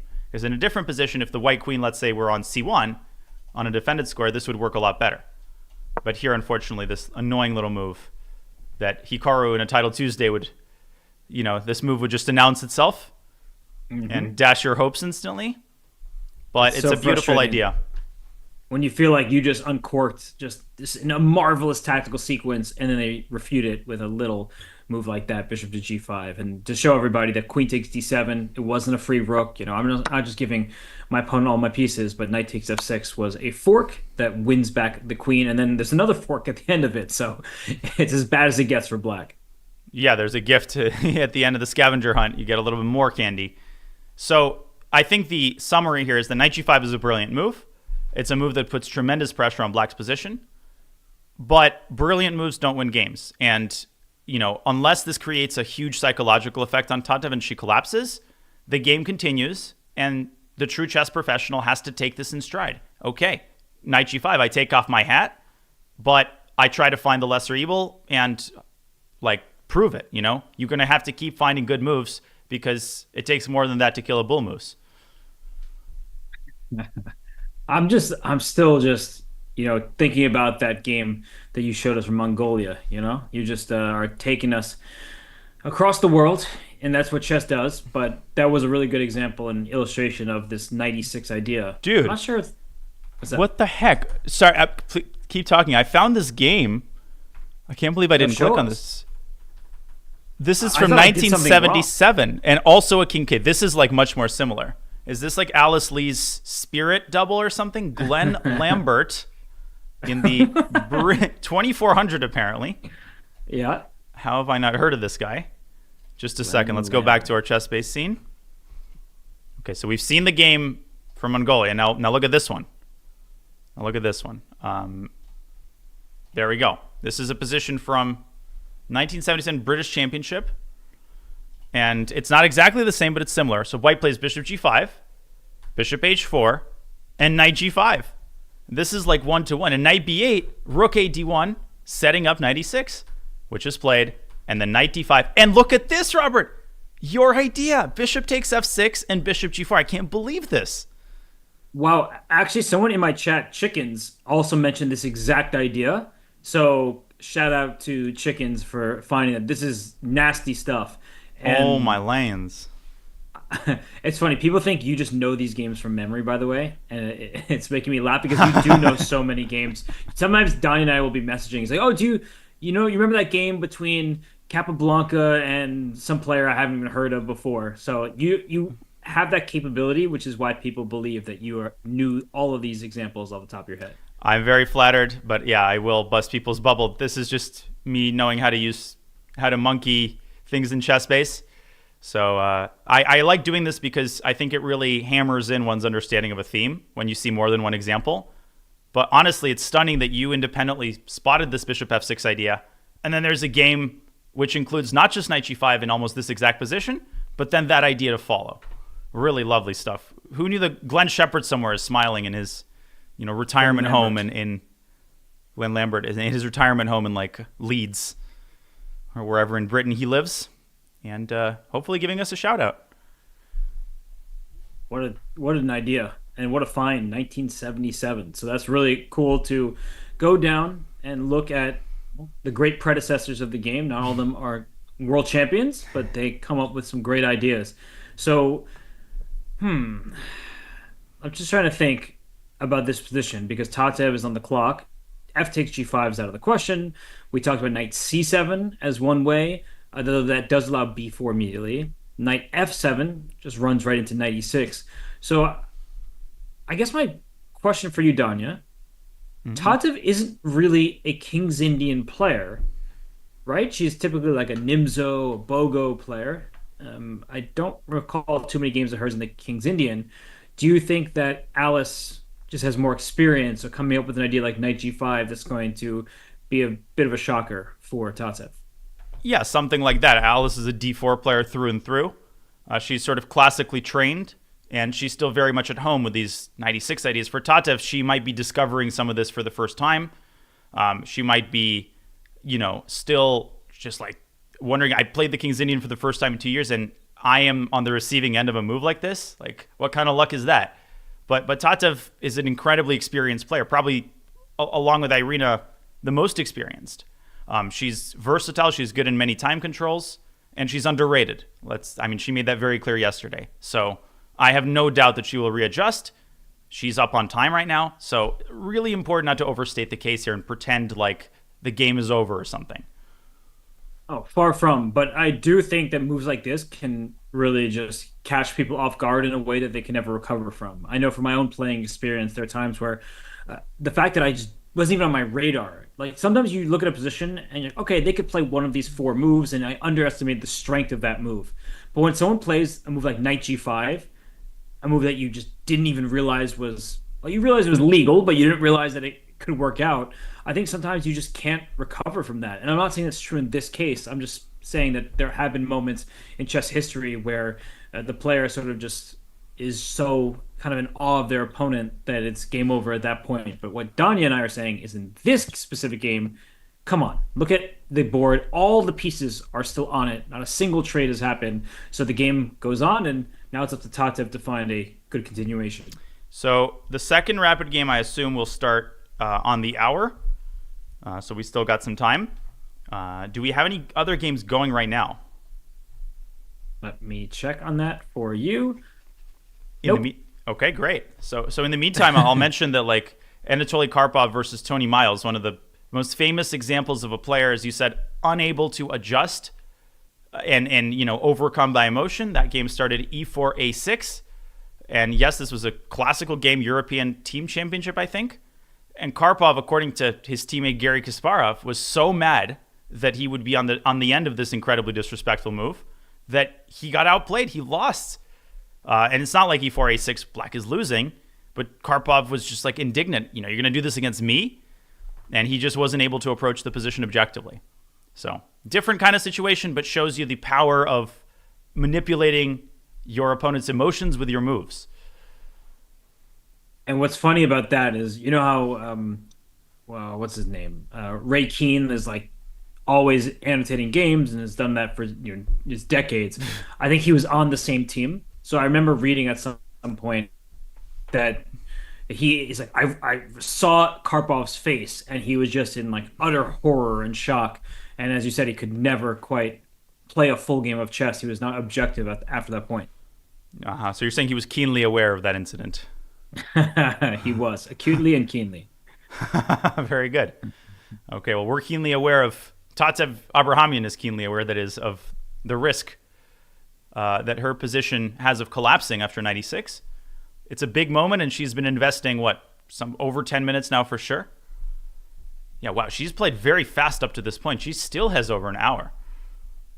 She was more or less in her theory, and then knight g5 is a cold shower, and I just do not envy her task right now because Alice Lee is strong in any position, but in one where she suddenly has the early momentum, that's not where anyone wants to be on the black side of this one against her. But again, no pieces have been traded. Yeah, she's thinking about thinking. Maybe a good time to recap the results thus far. We've got about 5 to 7 minutes until the second set of rapid games are going to start. And if the Sevian Dominguez game 1 was that explosive, imagine what Sam is going to do with the white pieces when he has to win. That's going to be unmissable action. I should probably set up our two-board scene right now, just in preparation. What do you think? Yeah, why don't you do that? Also, we could show that stalemate idea that doesn't work if we want to inform our viewers of cool little endgame tricks and traps and those that you think work, but sometimes there's a little wrinkle that can change the outcome of the game. Yeah, let me just quickly, it's going to be a little misaligned, folks, for a while, but worry not. I will adjust this momentarily. I'm very worried. Oh, you should be very worried. You telling me not to worry only made me more worried after that. Oh, is that so? Okay, so if I move the analysis board, then nothing happens here. That's awesome. I'm just making sure. So we want to have one board like this. And the other board. And I'll do what we did last time where I'll put us on the bottom for now. So we'll have one board here. Commentary. Okay, yeah, it doesn't change. I just wanted to make sure that changing it on one scene doesn't actually ruin it in another. So live board, analysis board. Just a second. Almost there. I have respect for the hard work that Donnie's doing. Everyone, come on, give Donnie a little round of applause. He's not just commentating at his usual elite level. He's also producing this whole thing, as you can see live. For better or for worse. Yeah, there's a lot of monitors and a lot of browsers, and you got to keep track of a lot of things that are happening. Did Tatev make a move? Nope. Because I'm hearing. Not that I saw. I'm hearing move sounds. Oh yeah, no moves are coming in. You're right. So I didn't actually refresh the game. So there has been a quick little 96 move. Okay, I will get there in just a moment. The two-board scene is ready just in case we have multiple rapid games going on. We don't want to miss any action. Okay, we're good on the two-board scene. For the most part, I'll do a little bit of fine-tuning if we need to. But now let's get back to our main scene and update the board. Here we go. Okay, we have this position right now. So Tatev played queen e8. Mm-hmm. 96. So she just kind of waited, I suppose, for Alice to play 96. What do you make of this? So she prefers her knight on h6 rather than on f7. And I'm just trying to figure out like what the circumstances here are because now she can consider knight c7, right? Like giving up d6 to take on e6 with a knight and trying to get her own knight into a square like d4. That actually, oh, she just took on e6 as soon as I was thinking about that. But Donnie, what do you make of that? Like instead of taking on e6 right away, was knight c7 a viable option? It certainly was because I mean, this position isn't about the pawn count. Knight c7, you're trying to get it to e6. You pointed this out in a different context, but you called the d4 square juicy. It certainly is. You need some activity. Now the problem is, I mean, first of all, queen d5 has to be considered here because if the queens get traded, the d6 pawn softens up even more. But even if white plays the simplest move, which I think is not unlikely, knight d5, I mean, black's knight is stuck for the foreseeable future on a6. And if white gets a pawn to b5, that's like game over because then you have to drop the knight all the way back to b8. Tatev's not going to let that happen. I'm sure she has something cooked up in response. Maybe it's rook c8 and knight c7. Yeah, that's probably is what she's going to go for. You don't want to do that necessarily, but it at least allows you to try and get your knight to a better square, more active square, and try to trade off White's imposing piece on d5. But there's so many options. That's the thing about this position, Daniel. Like rook b1, knight d5, uh, rook d1. I'm not even sure which rook should go there. Probably the f1 rook, so that the other one can go to b1. But I feel spoiled for choice, and that always makes me nervous. Yeah, and I mean, the thing to remember here is that it's more important that white is in possession of the d5 square than to actually occupy it. You don't have to rush with knight d5. It's not like you just won the lottery, right? And you need to go run and cash your ticket in, right? It's you've got that ticket already deposited in the bank account. You've been paid off. You don't necessarily need to rush in with knight d5. Maybe there's bigger priorities, or sometimes it actually backfires, right? To prematurely put a piece on an outpost. If Tatev can play rook c8 and knight c7, you don't want that additional tension because white's knight is the best piece to eventually, when the time is right, access that square. This is why Alice is thinking. It's because rook d1, rook b1, even the immediate b4, I would seriously consider. Lots of these options maybe have the potential to be even stronger. And done. It's one of these positions where if I picked up the c4 pawn and just threw it off the board, I wonder if that would be helpful or hurtful for white. It sounds bad to be down two pawns in a position, but the problem piece for white right now is that bishop on e2. It's the two bishops advantage, which isn't really serving as an advantage when your bishop is just behind your pawns.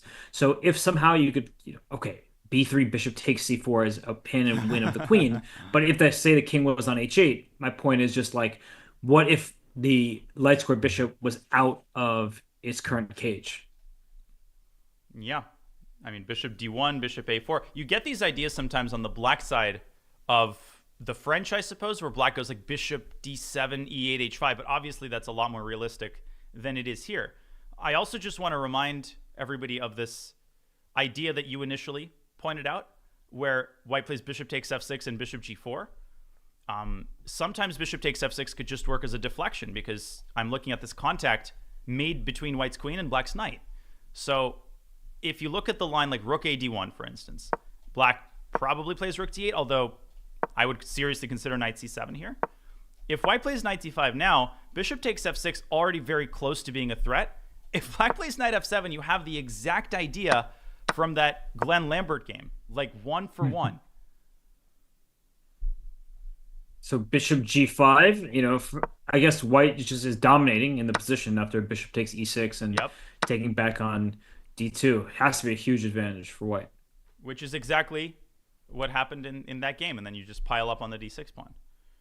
So really, really rich game. I mean, so many complicated games today. I don't even know where to turn.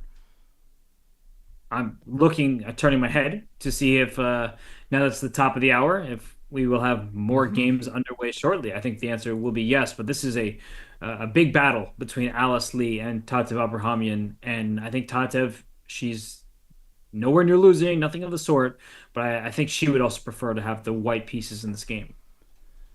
She certainly would. And looks like I'm quiet again. I don't know why this is happening.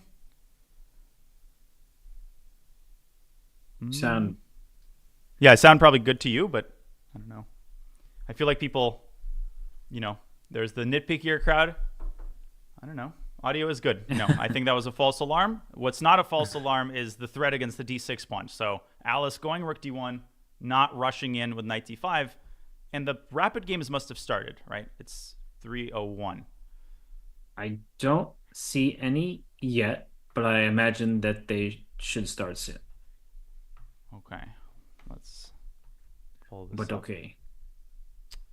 Yep, they've created the boards, so we should see some handshakes momentarily. Is Tatev going to play rook d8 here? Is she going to play knight f7?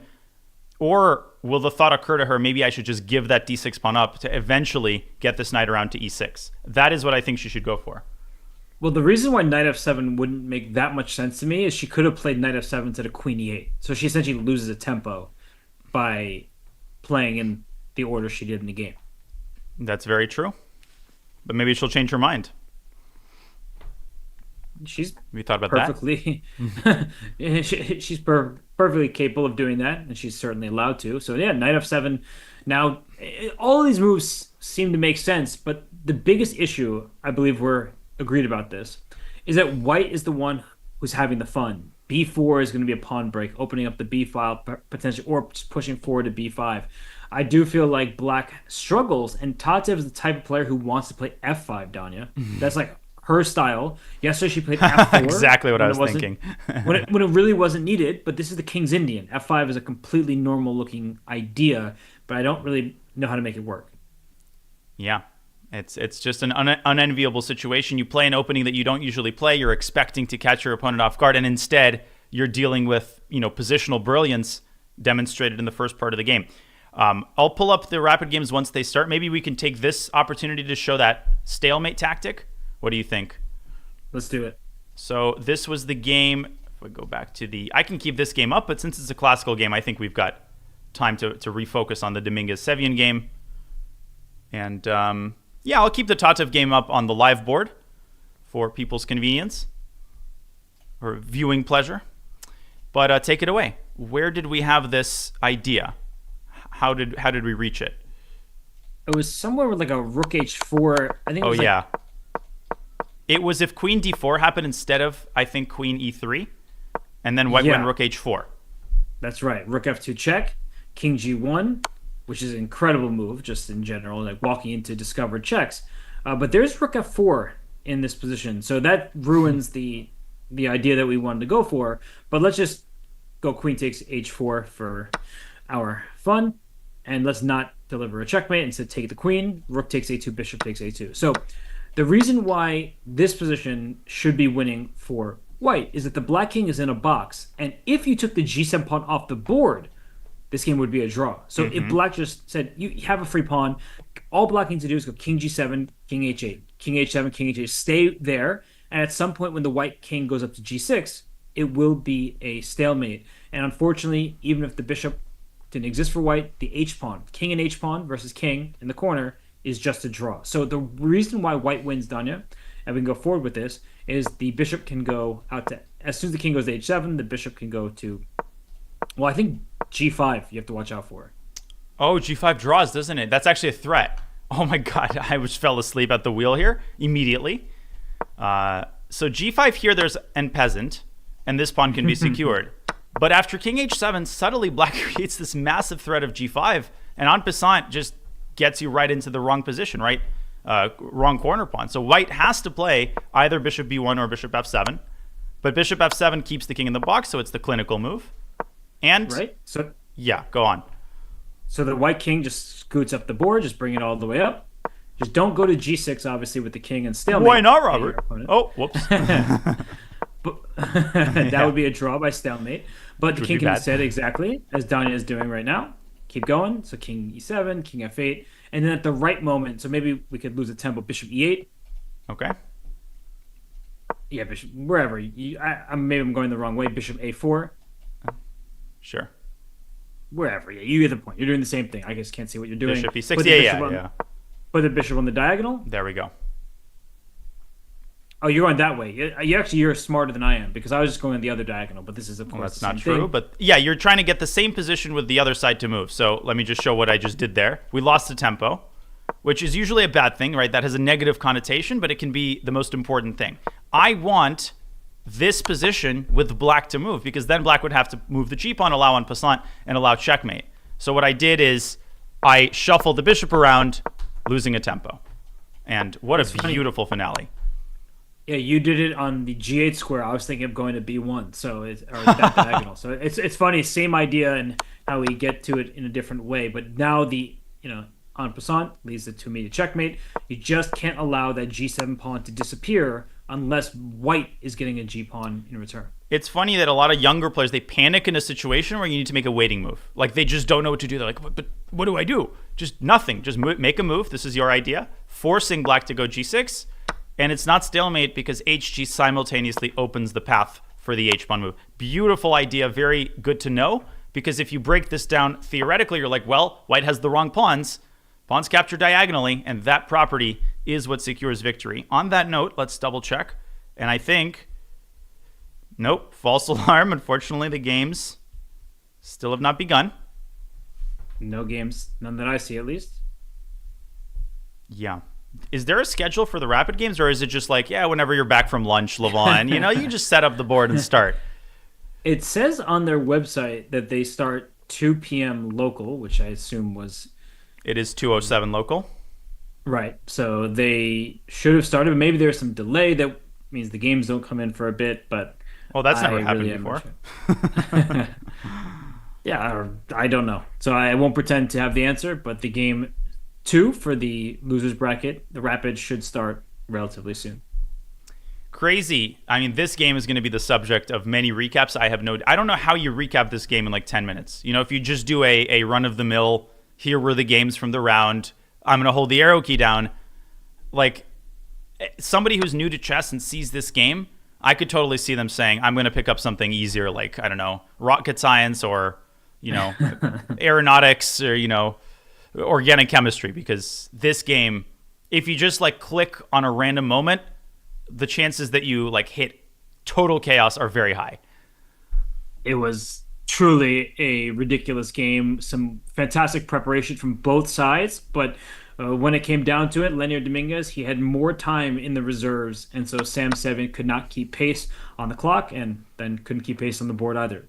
Although, don't worry, because I got a little historical reference. Every generation feels that openings have gone way too far and that we need to introduce either some modification to the rules of chess or something needs to be done to equalize the playing field. And even in the 1850s, 1860s, this was a thing. Like, there were opening books, magazines with opening articles written a mile a minute.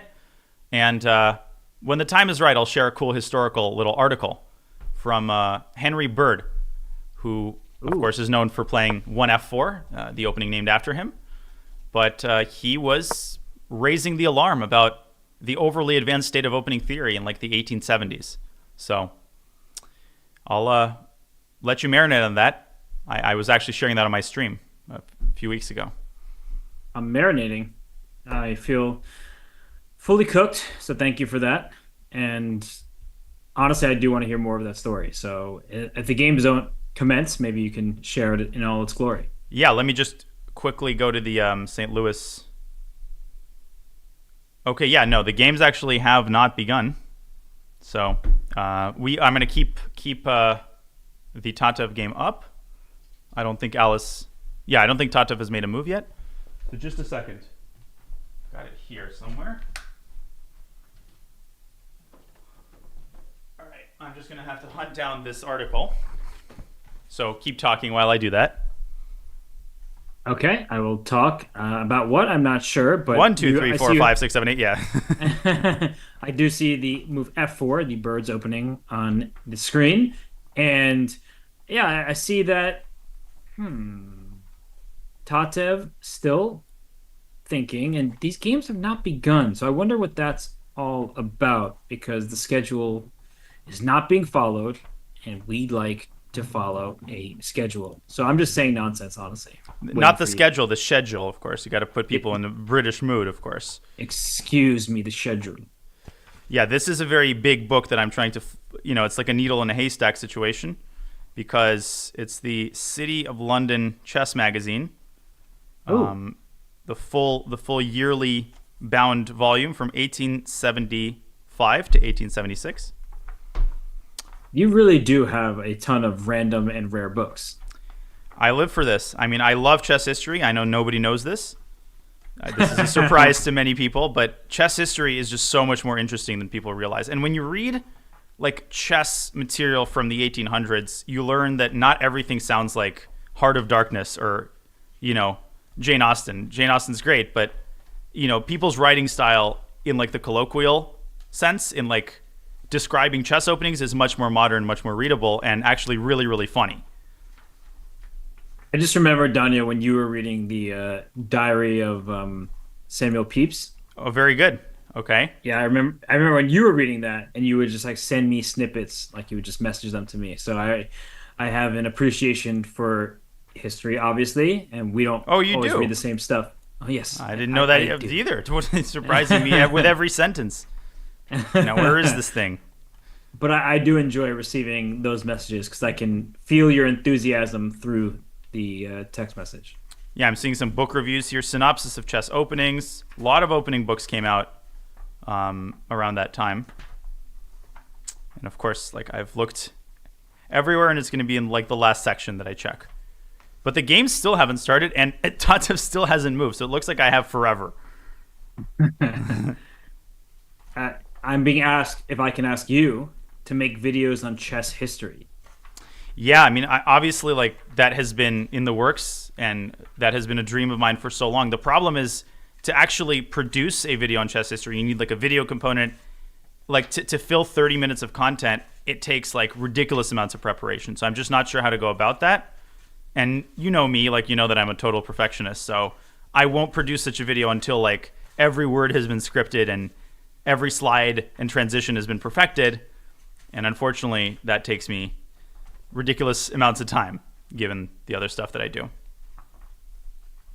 I know. I feel like you. But yeah, I want to do it. Yeah, no, I get that. It's just you are busy doing so many projects at the same time, so I understand why that would be difficult. I'm still waiting on these games to begin, and you're waiting on the Bird article. I literally flipping through like this 1,000-page magazine. I have no idea where it is in the magazine. I always forget. Have you heard of this thing? I don't know if you Index? You have like a bookmark. Well, now I'm definitely going to bookmark it. What's funny is this happened. Same thing happened on stream, where the moment someone requested that I read this article, I couldn't find it. The moment the stream ended, I flipped to a random page, and boom, there it was. So maybe you should have put a bookmark in at that moment. I should have, but there's a lot of things I should have done, and if I go through my life choices, I'm afraid that I don't want to think about the things that come up. Yeah, this is absurd. But yeah, where are the games? No games, no moves. You just have to sit here and find that article. Otherwise, we all rebel. You'll suffer. There, I found it. Wow. And now the games will begin. Trust me. I know how this is going to happen. It's called A Proposed Modification in the Game of Chess. And it's by Brilliance. The Game of Chess has so long, blah, blah, blah. So it starts with like this typical 1800s prelude. But the interesting passage is here. So Bird proposes this like new chess variant that's not very interesting. The interesting passage reads, chess having now been played in its present form for nearly 400 years, has been analyzed to such an extraordinary extent that the openings have become almost stereotyped and exercise so great an influence on the conduct of the game as to place the amateur, not familiar with them, at a great disadvantage. The knowledge which can be acquired by a study of the multitude of books on chess openings confers such an immense advantage on the well-read player that the young chess aspirant, beginner essentially, is often completely routed, crushed, before the game arrives at its most interesting stage, and he becomes discouraged, sometimes attributing his want of success to his own ineptitude for the game, when in reality, yes, they loved run-on sentences back then, it may arise from his not having had the leisure or opportunity to acquire an acquaintance with the opening, sufficient to launch him fairly into the game. The entire paragraph is 2 sentences.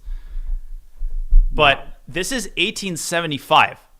So at that time, there were maybe like 20 or 30 books on chess openings. People think that number is 0. People think that they were just sitting around like dumping their pee out the window, just like sacking their queen. But no, like chess openings were at a pretty darn advanced stage back then. And apart from books, like there were a lot of chess magazines that were coming out monthly, yearly. And that is where people like Steinitz and the leading authorities of the day published their analyses. It was these magazines that you could subscribe to. Morphy, by the way, was subscribed to all of the magazines of the day. Morphy was one of the first opening Andes. And he actually followed the recommended theory, which other people didn't do.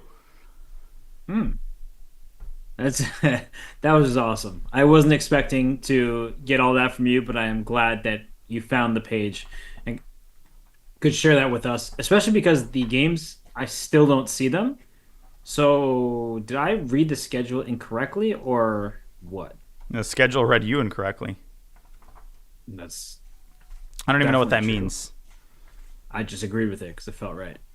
Well, it felt right to say it. It doesn't feel right that Tatev is frozen. Maybe she's wondering the same thing. Where are all the other players in this hall? It's just me and Alice right now. Yeah, there's so much every time I open up this book, I'm, just enthralled with all the opening analysis, book reviews.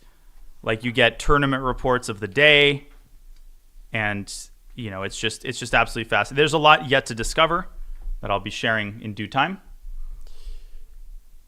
I'm being told that there is a shockingly bad statue of Pedro Damiano in Odemira, Portugal. So you can Google the statue. Apparently, it's not good. Damiano, e4, e5, knight f3, f6. I've told that story way too many times, but he is, an early chess luminary. But there's just oh my goodness! Yeah, what? Look up the statue. Just Google Pedro Damiano, Odemira statue. Pedro. There is no way that's real. Dude, Pedro Damiano his name has been blackened and slandered. Are you kidding me? Should I like show this? Yeah, just definitely show it. There's no way. That's worse than the Ronaldo Okay, unveiling. B6 That I is thought just... was reasonable. Patrick, No. Bishop. Shut. Why did this start playing? Did I ask it to? Oh, they started playing? No, it started playing Jan Ludwig Hammer and like Fiona's commentary out of nowhere. Here it is, just a second. So this is going to pop up instead of the second board. Here it is. This is ridiculous. There. See, and it's over Robert Hess. It's actually part of the statue. This is Damiano, the guy who played e4, e5, knight f3, f6. Oh, I Dude, kind of think love it. The author, the sculptor, first of all, probably wasn't Rodin, but I think they need to reconsider this. The good citizens of Odemira. Odemira Skripchenko. Nervous laughter.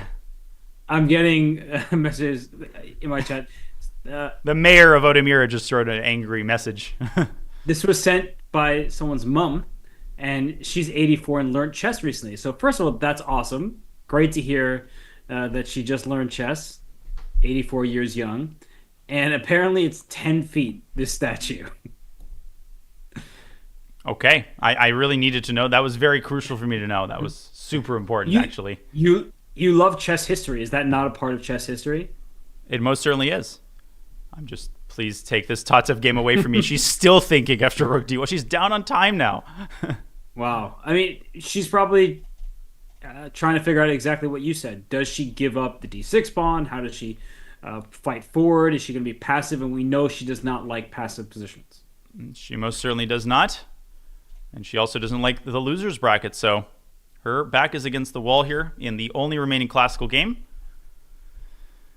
But I can't get that statue out of my head. Yeah.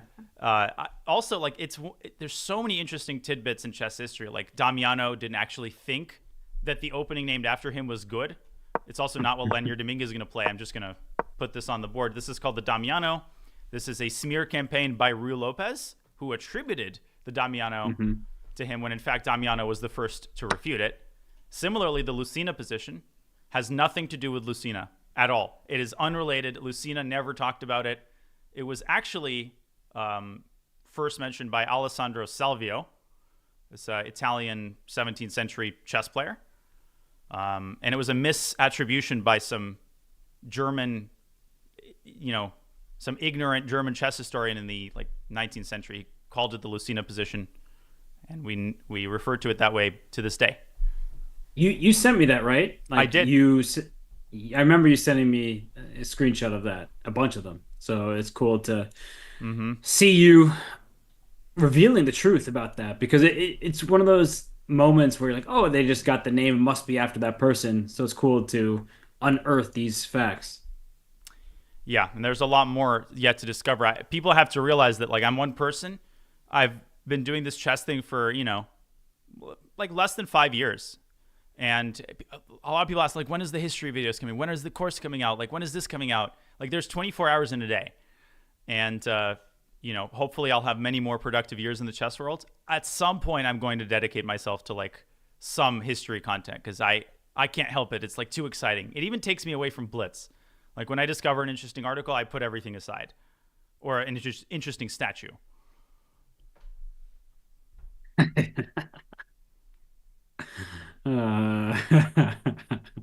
What do you gain?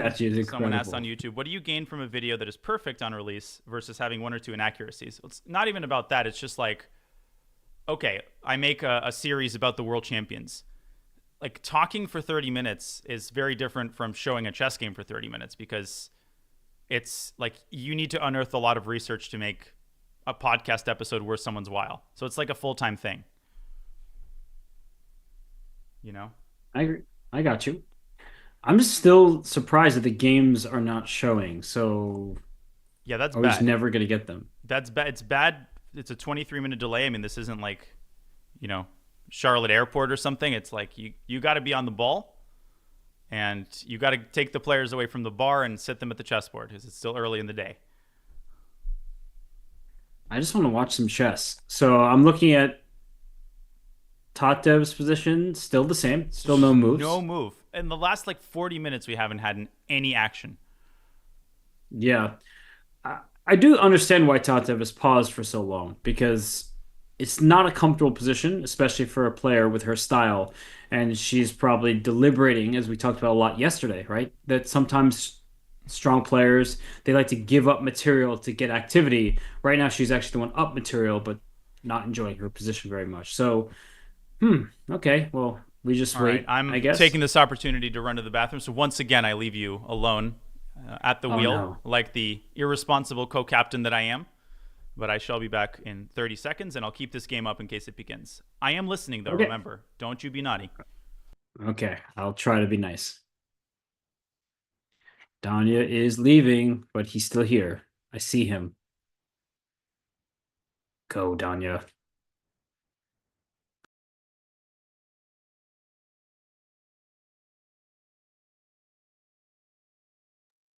Danya muted me by accident. I saw. Stop muting me. Danya is just showing off his power. He thinks I wouldn't notice, and I would just keep chatting, and you all be like, microphone, audio issue. He just muted me. It's just rude. That Danya. What a troll indeed. So where's everyone tuning in from?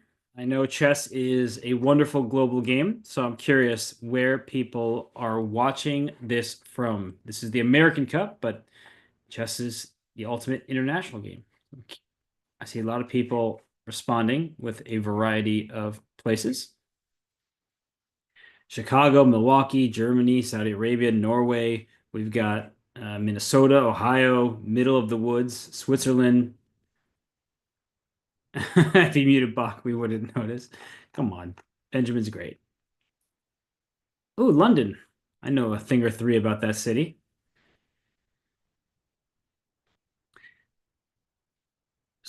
St. Louis? So you're watching from St. Louis. So are you physically at the venue?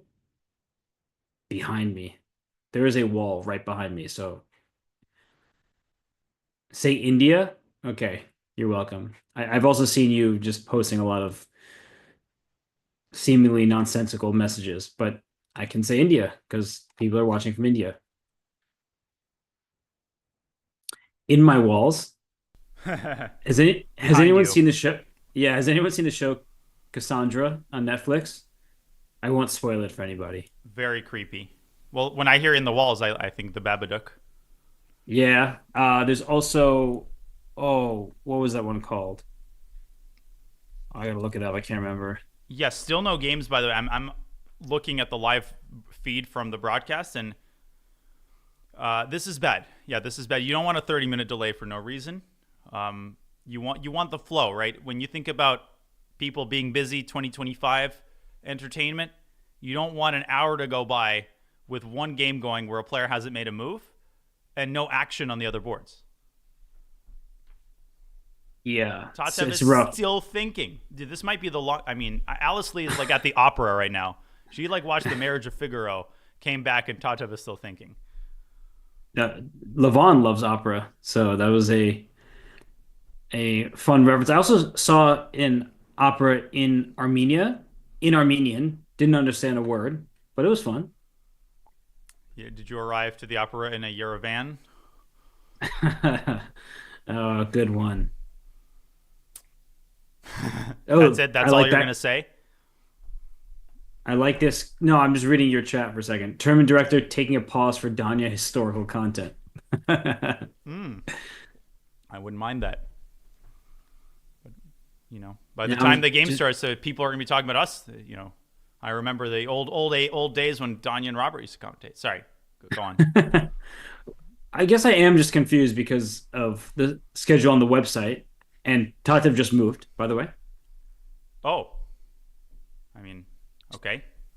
She brought her knight back to f7, Ooh. unsurprisingly. Oh, but that sets up the possibility of this bishop f6 tactic. So let's keep an eye on that game. I have it open, don't worry. I am just wondering when the games will be in. And And people are actually, someone was watching from St. Louis, so I was wondering if they were actually watching from near the venue. yeah, I mean, I can see the appeal of watching from your house, but if you're living in the city where a tournament like this happens, in the old days it was unthinkable not to attend. Let's put it that way. Like in the Soviet days. Unthinkable. So do you think it's going to start in 2 minutes? I'm going to transition to the two board view so that we can have the luxury of keeping an eye on all of the games. Wow. I hope it's going to start in 2 minutes, but that would be bad.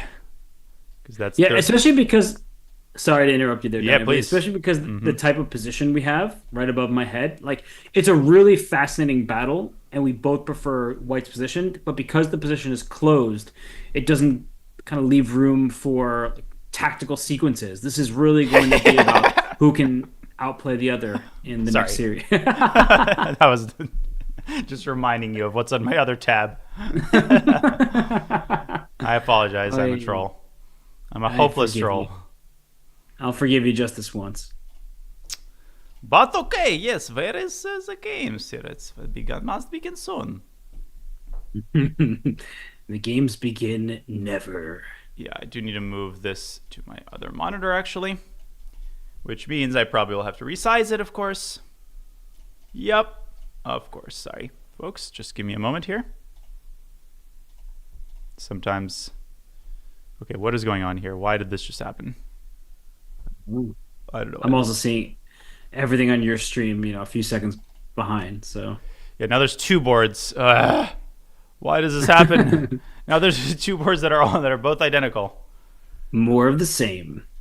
Two board, and the analysis board should be. It should be this one.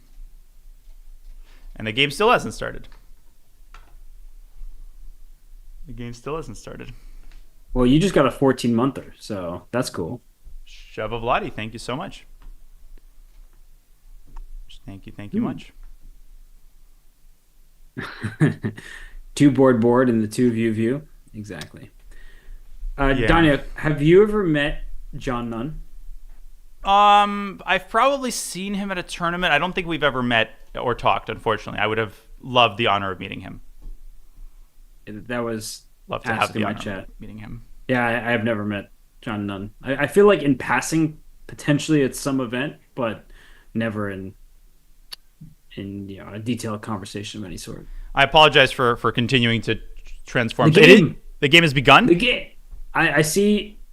I think Levon versus Wesley has begun. Okay. In that case, I will just add this and flip on the game momentarily.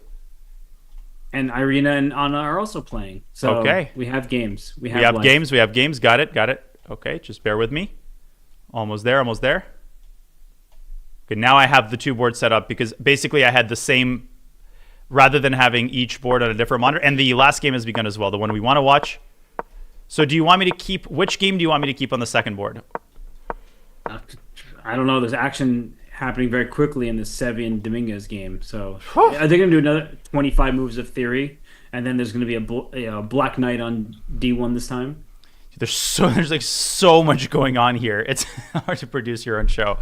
But yeah, I feel like Italian has been completely dominant in terms of popularity. Let's not forget, Dominguez was a Ruy Lopez player at first. Sam Sevian has always been an Italian player, like since birth, essentially, which is when he became a GM.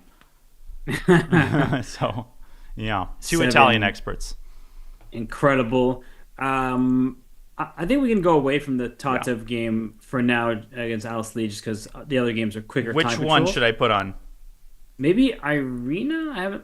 Let me check. Actually, that game's on like move 3. Carissa's game is also quite interesting, and she's in a must-win against Nazi Paikidze, and a must-win to stay in the tournament. They're in the losers bracket. Let's keep that game up. And I see that it's an opening of your liking. It's kind of a Jabawa London sort of, but Black played a modern Pearce setup.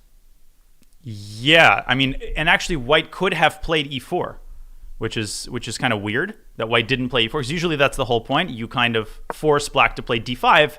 Instead, Black played d6, saying, I'm happy with a perk. I think Carissa does play the perk, and White insists on keeping the kind of Jabava nature of this position, keeping e4 in reserve. Well, let's remember that Nazi only needs a draw in this game, so perhaps she's just trying to play a sequence that trades off pieces. And if you don't mind, Danya, can you click on the first game of their match just so we can quickly show what happened? Because Carissa, she's not in her usual alert shape. If you just go back like 2 moves, she went like knight takes d5. Yeah, I'm fast forwarding. It doesn't just ignore all this, folks. So this is all irrelevant. Right here is the key moment. She goes knight f e2, knight f5, and here, this is unbelievable, knight d5. Yeah, I mean, she's clearly saying, oh, if you take my knight, the f5 knight drops, but queen c6, pinning the knight to the rook. And yeah, then one knight can protect the other. That seems good, but maybe this is what she missed. The knight b6 is just... I mean, there were other moves were winning too. But... Knight h6 even. I mean, just anything, and the knight just falls, and she resigned. Move 16, the white pieces. I mean, knight b6, queen h1 check, yeah.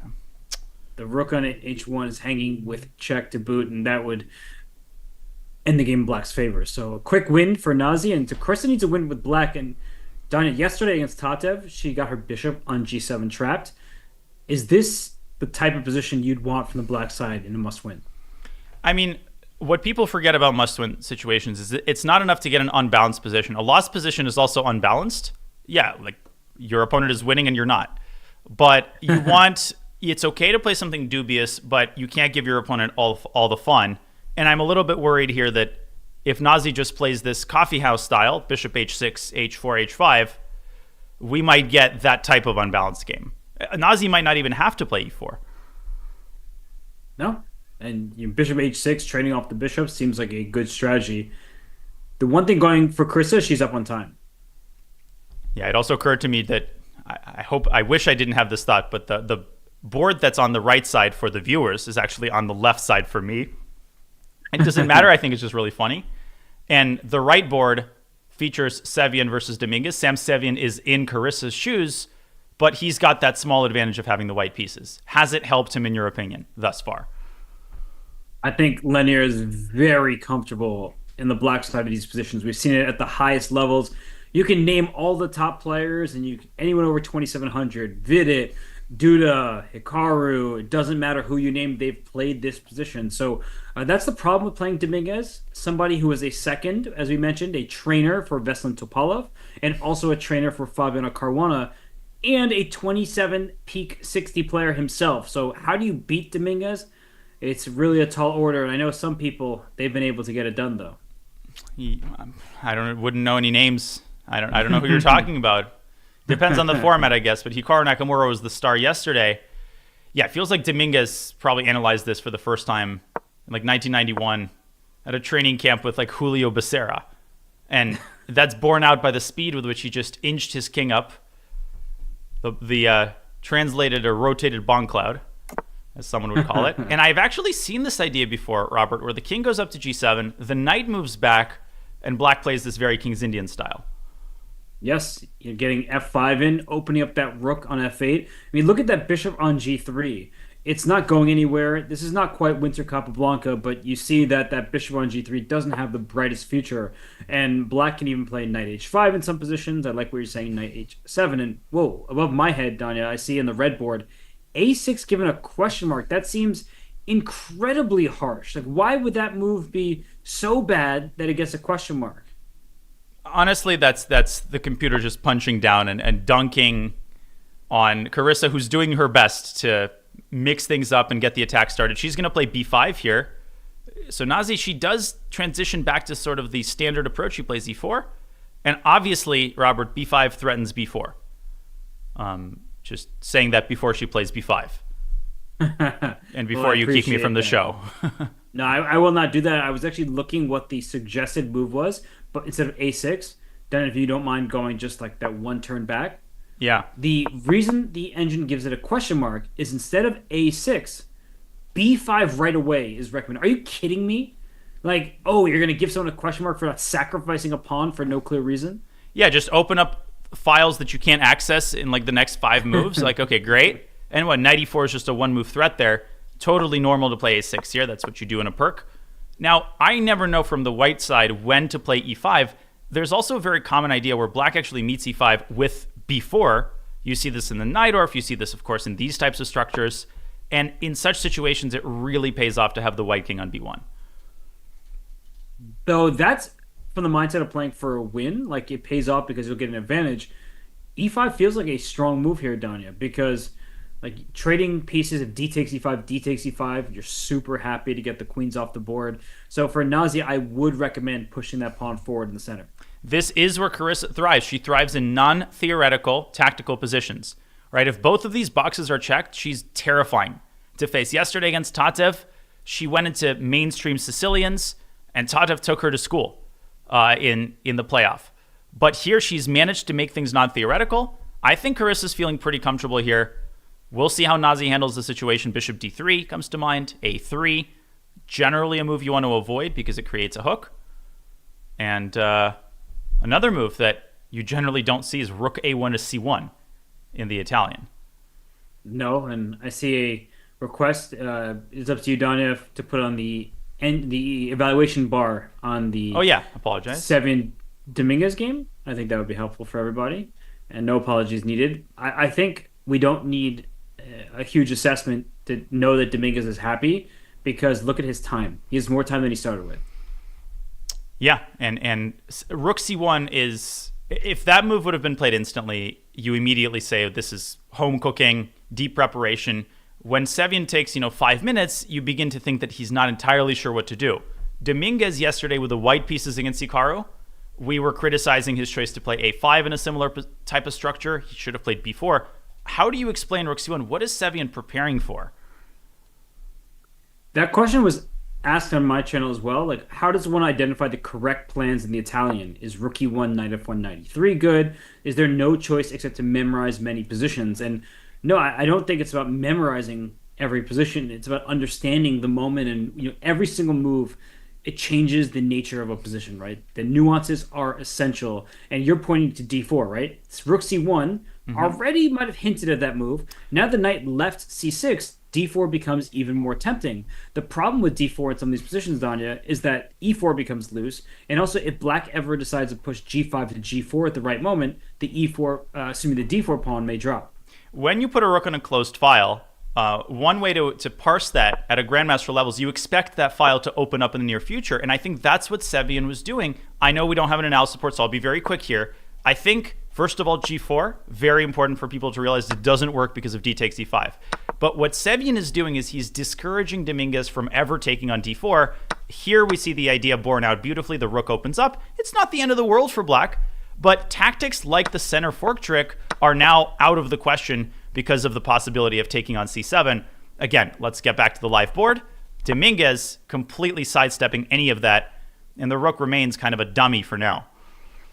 I love moves like knight h5. I was so tunneled on the tension in the center.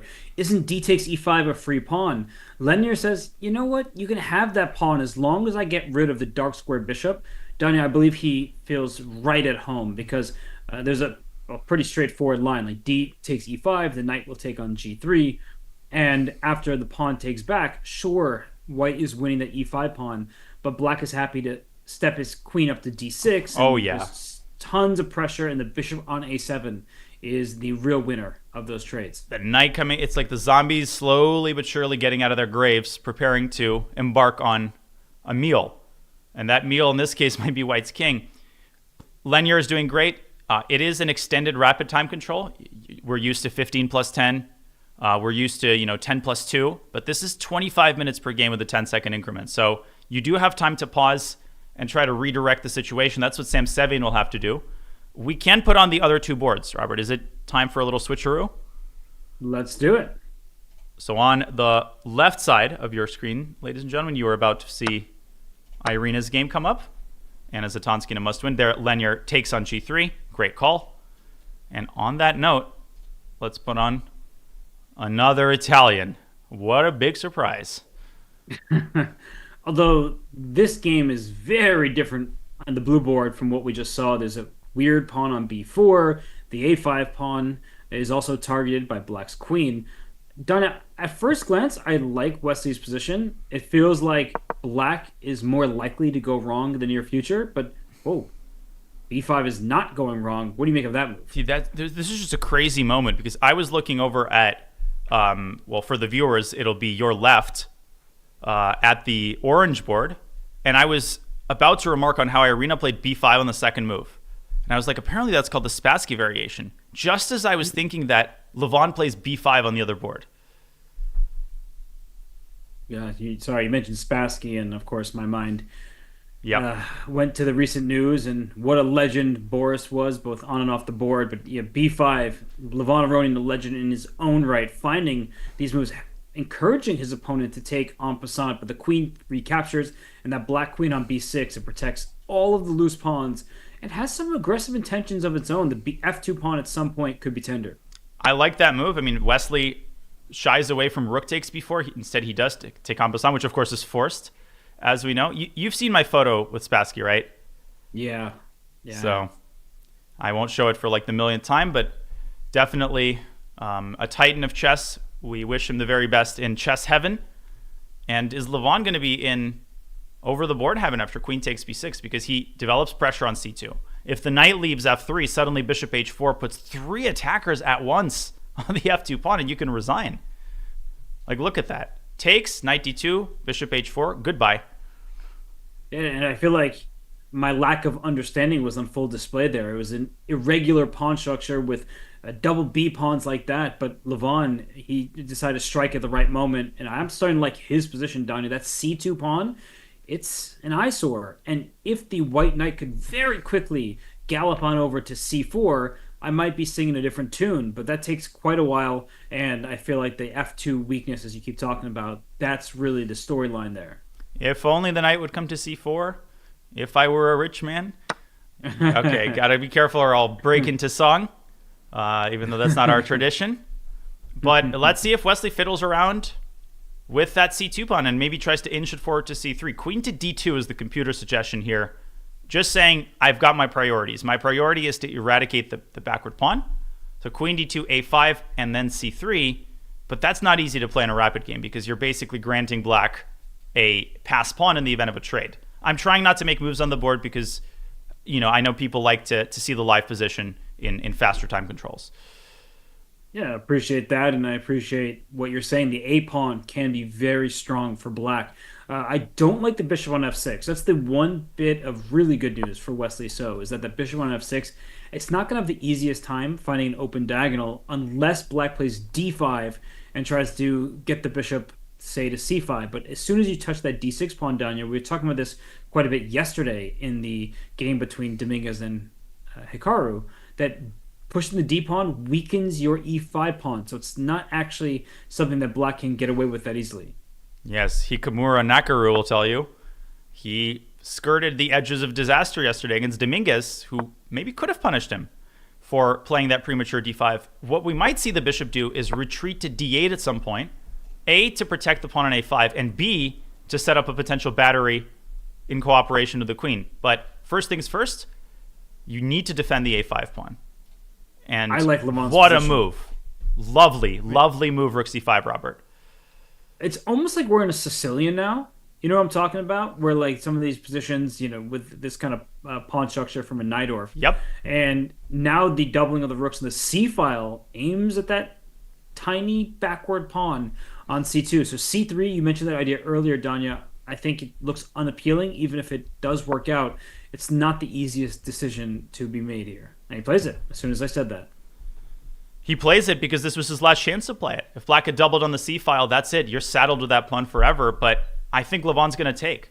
And at that point, he can either continue pressuring the pawn, or he can leave the rook on the f file, bring the bishop back to d8, overprotecting a5. He holds all the trump cards here. This is a very Aronian-esque position. That's the OED word of 2025. Aronian-esque. Well, that's on the blue board right above Danya's head. In the game above my head, we have Anna Zatonsky against Irina Krush. And I have to say, from the perspective of it being a rapid game, Irina is doing very well. But I wonder, Danya, this type of position, it's a bit cagey the way these players are starting out, because there's minimal pawn tension, only b5 and c4. All the pieces are on the board, but Anna Zatonsky needs to win with white. Do you feel like this is a good start for her, or are you feeling like it's No, not enough? it's not enough. And Anna is a positional player. You don't have to burn all the bridges and play, one f4 or, one e4. But eventually you have to create some tension on the board. And if we just rewind really quickly, Irina playing b5, which is a totally legitimate line against the ready. And looks like Anna wasn't too ready for that, because she played the King's Indian attack setup. Weird move, knight a3. And I'm familiar with this idea, but I think it's more effectively applied in a slightly different pawn formation. Irina just says, okay, no probs. Fianchettoing the other bishop. I mean, black just has a King's Indian structure here on steroids, short castles. e5 is fine. Anna has to do something quickly. Maybe she's preparing d4. And I kind of like that idea.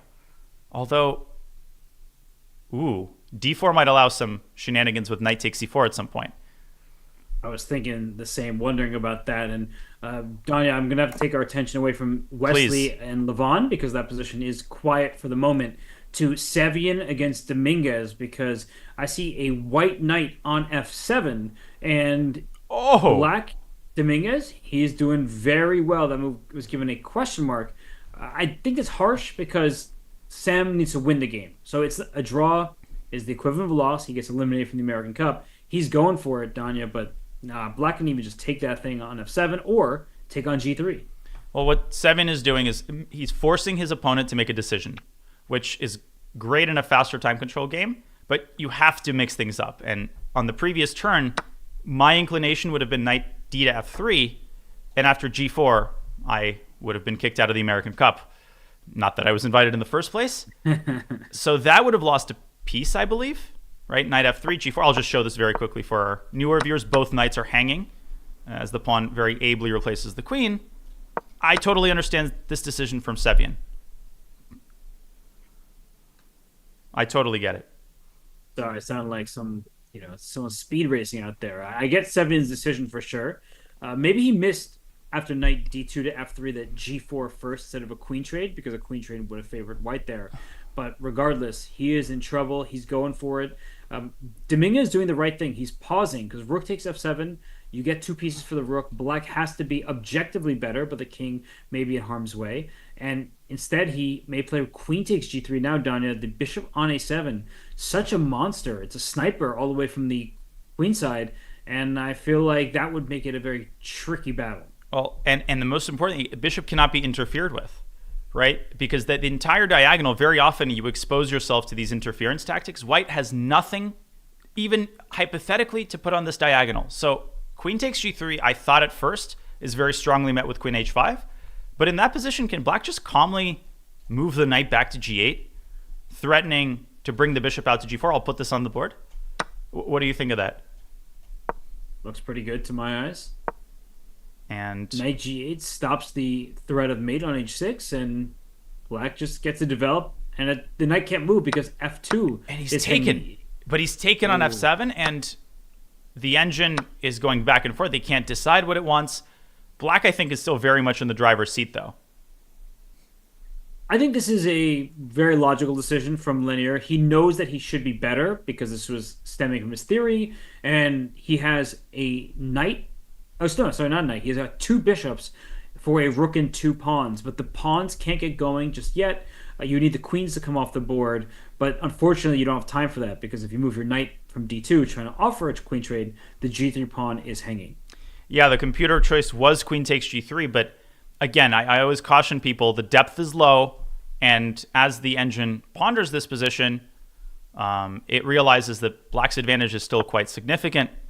Speaking of significant advantages, let's not forget about Nazi Pakidze, whose game I put on. Exactly the nightmare scenario unfolding for Carissa. Not fast enough, not enough targets, and not enough defensive prowess on the king side, where Nazi Pakidze is about to rip open the H file.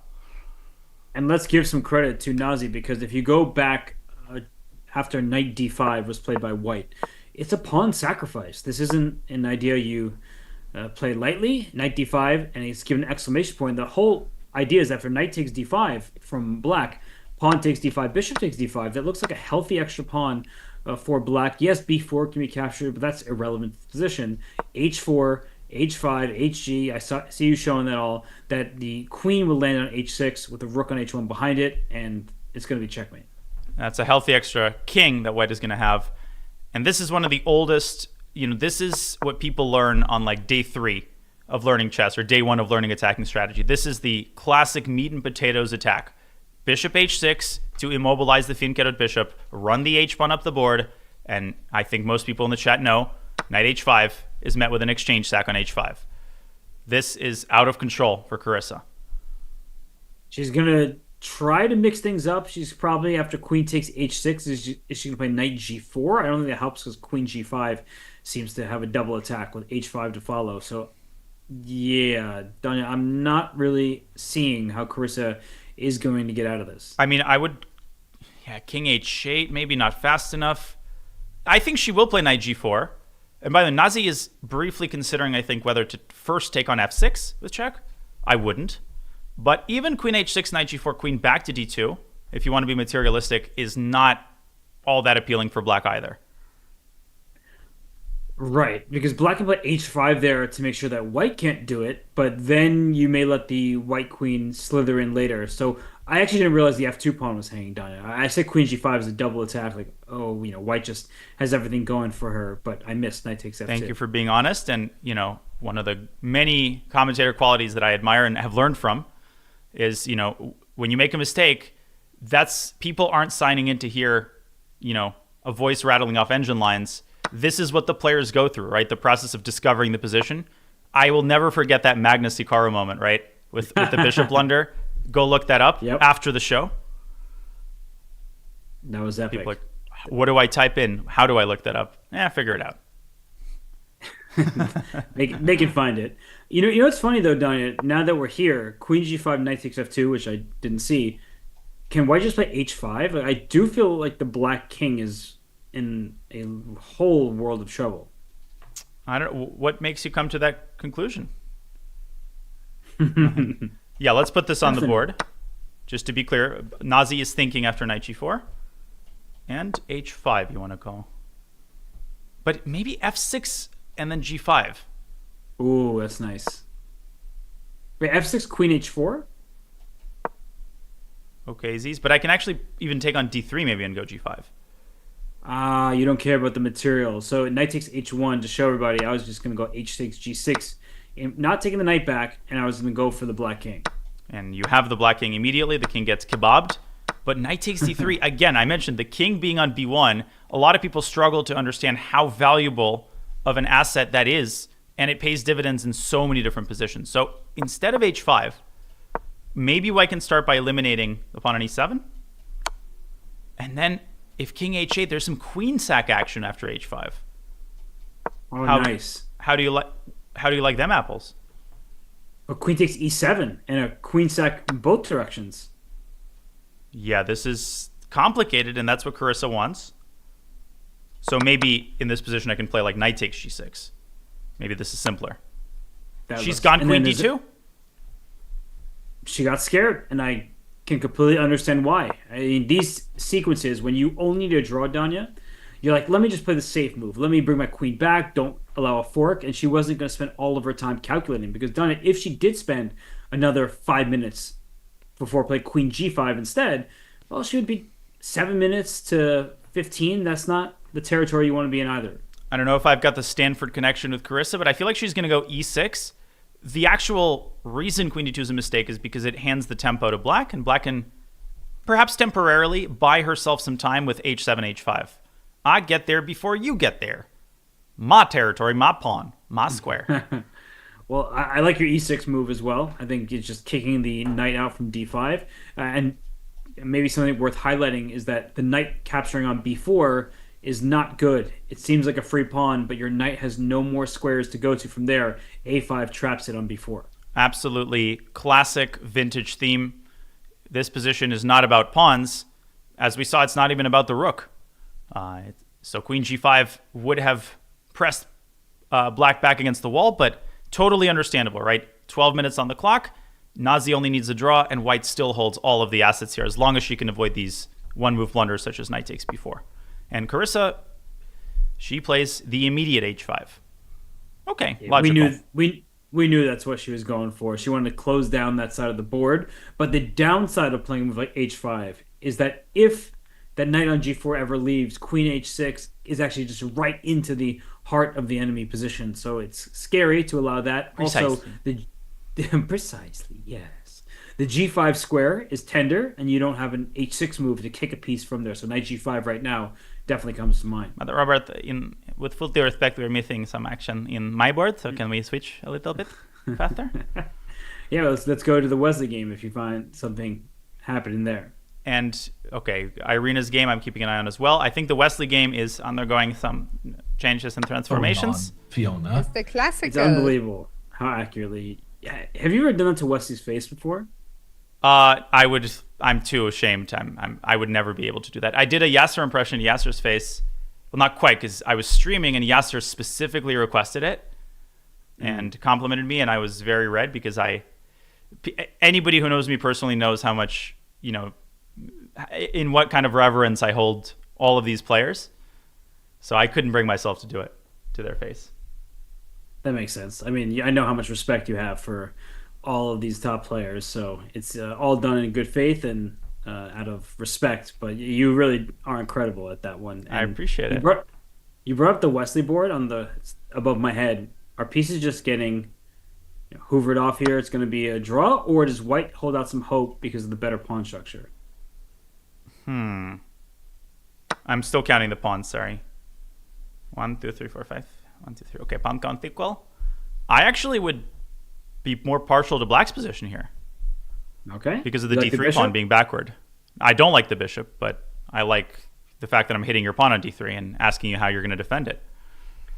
I guess rook to a3, rook 5 to a3 perhaps, and just try to trade off them rooks. I could go like rook b3 there. It's going to be a draw. It looks like it should be, but I'm just wondering if either side were to play on and try to win the game, who do you think is more likely to win? Ooh. Well, Wesley loves these slow, long endgame squeezes. The problem is the word squeeze implies that there is some target or something to squeeze. And if Levon activates his bishop here, I just can't see black losing the game. Bishop d8, though, it's a double-sided sword because you allow white to do the same thing that black did on the previous move. The d6 pawn, that ain't an asset for black either, and what you don't want is the bishop just passively sitting on c7. I think that's the idea. Like rook B3, rook A6. Just go right after that D6 pawn and try to liquidate. So Oh, fun. white, if you win D6, you'll be in good shape. But look on the other side of the board. It looks like Sam Sevian played Queen B3, check. Checks, captures, threats. That's what we teach everyone. But done it is a question mark after that check. I mean, the engine has been after Sam Sevian for like a couple. It's holding out some vendetta, whereas his moves have been totally logical. Again, he's now down 10 minutes on the clock. He knows he needs to win a position where, under normal circumstances, he'd be happy to save a draw. That means he has to stir the pot, and it's very clear that he's trying to goad Dominguez into some sort of complications that he misevaluates. Is that a fair assessment? It's definitely fair. I think the really huge issue for Sevian in terms of potential winning chances is that he can't push his F pawn. Like if that pawn was say on F5 and the king wasn't going to get checkmate after that, you would be talking about serious compensation. But as soon as you touch your F pawn, the bishop on A7 stares all the way through to the G1 square, and then one single check on the H file would be checkmate. Anybody who's done any amount of puzzle rush knows that, yeah. I mean, don't let Tatev near the... No, just kidding. That f-pawn is going to stay rooted to f2, giving the king an escape square. As we know, it doesn't always help, because even with the f-pawn on the board, queen takes g3 is an idea. By the way, Robert, if black's rook were like on a5, queen takes g3 here would have been crushing. That's a fun one. Or if there was no h-pawn. It's good to see that kind of stuff. 'Cause you say there's no h-pawn, so h5 followed by h4 may be a massive threat in the future. It's a massive threat in the future? In the future. In the future, I'd like you to properly enunciate words. Thank you very much. Future, excuse me. I'm gonna hydrate because I know that we're always told to hydrate. So that way I can properly enunciate. Love scenario, I think, is back. Well, America runs on Duncan, and Dominguez has been dunking all over Sevian in this match. He's just shown the superior understanding of openings. Should we call him Tim? Tim Duncan. Duncan. Oh my God, the Spurs player. That took you way too long. Oh my goodness. Oh, that's awful. That's awful. Yeah, I mean, I really need to Tony it down here. These NBA puns. Enough of that. Yeah, we're gonna move on. Yeah.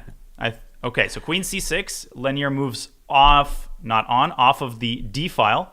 Totally logical move. Again, all these question marks are not substantively changing the position, so I would essentially ignore them. And it's such a natural move. You're protecting the pawn on b7, so you can play bishop e6 next, rook f8 to follow, and when your king is a bit airy, like the king on g7 is, you want more pieces in front of it. And also, you're attacking. The f2 pawn is a target. Popovich pawn is the target? I hope he's doing okay. I was just reading an article about him after his health scares, and everyone, they say he's earned it. He'll come back if he can and wants to. So yeah, of course, we wish the best for Greg Popovich. But now you made me think about basketball nonstop. Yeah, people like to complain when we compare chess to sports. But by the way, Greg Popovich, impressive figure, longtime coach of the basketball team, the San Antonio Spurs. And I personally find a lot of inspiration in, the stories of sports coaching and sports players. I think it's an important component of building your commentary resume. That's how I fell in love with commentary in the first place. It wasn't watching chess. It was actually watching basketball. I will pretend to take offense that you weren't watching me back in the day. No, in all seriousness, I'm the same way. I love sports, watch it all the time, and love the NBA in particular. But shout out to JJ Redick, commentator turned coach. I think he's more of a player turned coach. Like, I feel like calling him a commentator and skipping the whole he played at an elite level. Yeah, okay, he wasn't an MVP candidate, but when you shoot the three the way he did and can average 15 points a game, you're a pretty elite basketball player. So anyway, back to the chess. Queen a3, Danya, in the Sevian position. Mm-hmm. I don't think Dominguez is going to hang his knight there. Okay, so you think he's going to go knight g6? I assume? Looks completely reasonable. I don't think he'll play bishop c5 and allow b4, although that probably isn't too awful either. Although I think that is actually what Sevian is going for. He's trying to force this bishop away from this diagonal. Maybe he wants e5 at some point to put a little bit more oil onto the fire. And I've played Sevian tons of times in Blitz, Bullet. He's so good at, I mean, there's a good word for Russian. It literally means to spin the position, to add complexity out of seemingly nowhere. You spin up complications, which is not happening on the right. That's exactly what. Unbelievable. That's what I was going to say. The board in red, no complications there. We're just seeing all the pawns come off the board, so that should be even. And I guess queen c5 is what Dominguez may also consider, but I'm not sure about the queenless position. I do think that Sevian would suddenly gain chances just to maybe put something on the board there. Like, let's say you trade and knight b3 happens. Exactly what I was thinking. You gotta be careful. Some kind of rook d8 is not going to feel particularly pleasant, and e5, I think that's a worthy pawn sacrifice. I see the engine doesn't like it. I don't care. But, yeah, just it's the type of position where black could easily go wrong. Engine move here is actually f4, right? The moment the bishop leaves the diagonal, you made a very good point. You want to play f4, rectify your pawn structure. It's anybody's game. So, okay, the computer move is queen to e8, which, again, like a lot of computer moves, it starts to make sense once it's on the board. Like, of course, you're preparing queen h5 check. We saw Hikaru Nakamura activating his queen against Dominguez in much the same fashion, but it's much easier to see when the queen is on d8. For sure. I mean, this idea, though, slithering on over to the h file, it's something that Dominguez will be aiming for, and he just needs to finish his development. So playing queen e8, sort of undeveloping, it's not the easiest thing to play. Yeah, I mean, knight g6 much more natural, but here Sevian might start to set his queenside pawns in motion. c4, b4, cut me off, Lenier, because, yeah, you're a boss. Queen e8 on the board. Good shout by you. Fantastic find by Lenier. And while Wesley and Levon seem headed to a draw, and that means more chess for them, one player will be eliminated at the end of their match, but it will go down to Blitz. Down in the game between Carissa and Nazi, that's actually, I think, gaining in intrigue because there's still many, many pieces on the board. Carissa's king suddenly is getting safer, but the issue being with a couple of trades, maybe she doesn't have enough left in the tank to unleash an attack of her own. Really incredible how Carissa has slowed down the progress of White's attack, gotten back into the game. By the way, Tatev is not getting back into the game. She is getting wiped off the board by Alice. Show us. I'm just going to have to quickly put that on the board. Should I do this instead of this game? Yeah, just put that on the board so we can all enjoy. Sorry. There we go. Tatev has 11 minutes on the clock. Unbelievable. So she decided to give up her d6 pawn, so it's even material, but Tatev's pieces have been moving backwards, it would appear. So she didn't miss this bishop g4, bishop f6 idea. She moved her knight back to d8, back to f7, back to b8. Tatev clearly trying to go knight e6. Alice allows it with knight e3. I think she might have missed like b6 here. But Tatev, shockingly, what is this? I mean, wasn't her whole idea to play knight e6 or bishop h6 or something? Super strange. Wait, what was wrong with knight e6 to d4? Was the c5 pawn hanging, so she got concerned? Okay, but, I mean, she set this up and then suddenly deviated at the last moment, allowing queen takes d6 with tempo. Alice has just played the obvious a4, and black is just getting run out of the gym here. There's like no moves, right? Knight e6, you get one piece out. a5 kicks the knight right back to c8, it would seem. So, well, though, knight e6, a5, rook d8. Yeah. Is that white queen trapped? It is, and I'm shocked that the eval bar still suggests an advantage for white, but I would be considering a move like bishop g4 here, trying to win black's queen. Because knight d4, there's rook takes d4, and then bishop comes to e6. So we don't have time to delve into the complications in earnest, but given that Tatev now has 10 minutes, her hour spent on the last couple of moves ain't yielding any results. Yeah, that's a brutal position. It looks like Alice, has the clamp, right? None of black's pieces are active, and Alice is using that a pawn, that teeny little piece, to just kick that knight from b6, get it out of here, and even a move like knight c8, Donnie, I wouldn't be surprised. If queen takes c5, of course, is good, but if queen takes d8 was also good. Like black is just pinned every single way you look at it, and it looks over. Alice Lee, folks. Yeah, like I said yesterday, she's under 2,400. That's not going to remain the case for much longer. Probably not going to be the case after this tournament. And let's see if Carissa Yip can find it in herself to remain in the tournament as we put that game back on. Craziness on the board. Whoa. Queen to a5. She probably can't even believe that she's in this position because the material count, if I'm doing that math correctly, even material, both kings are feeling a bit unsafe. It was the black king at first that was unsafe, but Danya, some kind of rook c8, bishop b3, bishop takes c2 type of idea. I feel like for Nazi, she may fall victim to a really vicious attack. And we talk about Carissa's attacking prowess, her ability to sense the moment, to pounce. Bishop takes c2, even rook takes c2 in some cases. Rook c8 is a very serious threat. And sometimes you see this move a3, which, looks suicidal. Like, why are you making targets? But concretely, of course, black's b-pawn is pinned. But Nazi just calmly gets her king to b1 a little bit later than perhaps she should have done that, but better late than never in this case.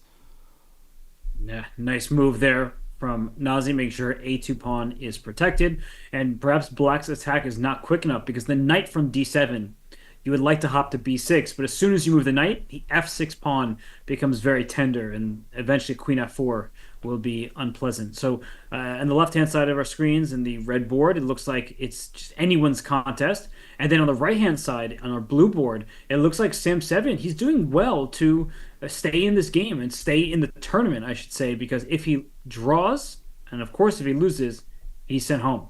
Wow, what a shocker. Whoa. Wesley and Levon, just kidding, they drew their game. So they'll be moving on to the Blitz phase. And knight b6 played. Is it a blunder?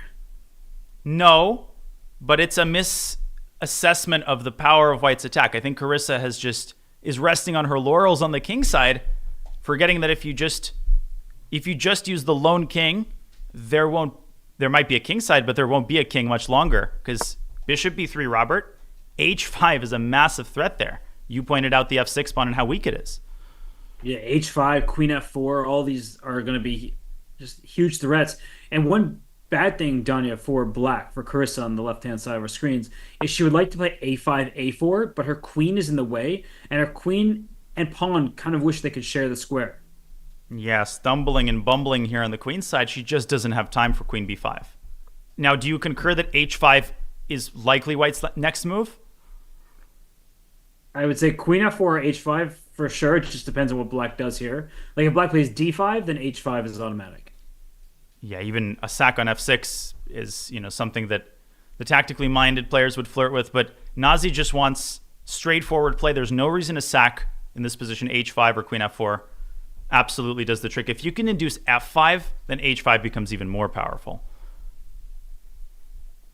Yikes, the dark squares are just juicy, and white is going to jump all up in them. So this is looking like Nazi Paikidze is going to send Carissa Yip home after this game. But still, with the time as low as it is, if Carissa can just survive for a while, maybe she will stay in it. And Daniel Dominguez, he's just very solid, and it seems like he does quite well in the clock because his opening play is so strong. Yeah, just to tie a knot on Carissa's position, she's definitely not going to stand for that. She's going to try to stay in it. But Sevian, he's down 7 minutes. He's lost the first game.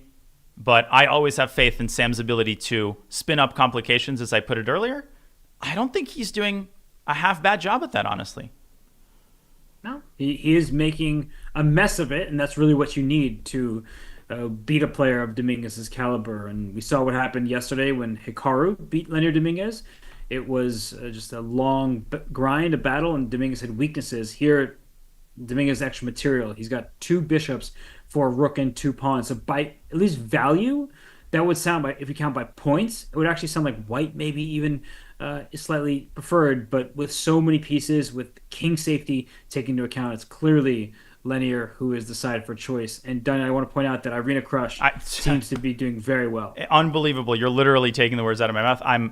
When I'm looking down at my phone, I'm looking at the games we're not showing because I have a finite number of monitors. And yeah, Irina just playing a model game with the black pieces. She might even go on to win when she only needs a draw. Would not be surprised. And I'm just also looking to see if Tatev and Alice have had moves, just a couple. And Tatev is holding on for the moment, but she has no space. And so Alice is still in charge. I feel like we'll talk about this when the moment is right, because the moment is right for Nazi to storm the barricades on the king side, h5 on the board. Definitely, I think the scheduling could have been better done, where you want action. I appreciate different formats, but maybe 2 games at a time, because there's so much to appreciate here, and only so much processing power that we have as chess fans. Yeah, but the venue, they need to close, and they need everyone needs to get done with their day. But no, of course, we sometimes wish that it was just one at a time. That way we could focus all of our energy. And ooh, look at the board in red. It looks like Carissa. I'm looking. Knight on d5. She wants some kind of knight c3 check, but even that doesn't lead to mate Danya. I just feel like it's all hope chess now for Carissa. And she's hoping that either Nazi panics, thinks that something is a threat when it's not, or maybe advances all her forces to the king side when knight c3 or our old friend bishop takes c2 will actually still become a very serious threat if the queen leaves d2. With low time, I've swindled some games like this in these structures. Like you throw up knight c3, rook c3, and sometimes you can cause just enough chaos to make your opponent panic. And you seem to panic, at least slightly. Oh! Yeah. Wait, Danya, is there some kind of rook c2, bishop c2, b3 thing? That's exactly what I've been trying to process. Let's not forget, like a draw by perpetual is not enough, which will really hamstring Black's attacking attempts. So b3, I take it. And then knight b4 somewhere. Yeah, but this feels like falls. Yeah. No, you kind of have to sacrifice all of your pieces just to hope for an attack. And then resign.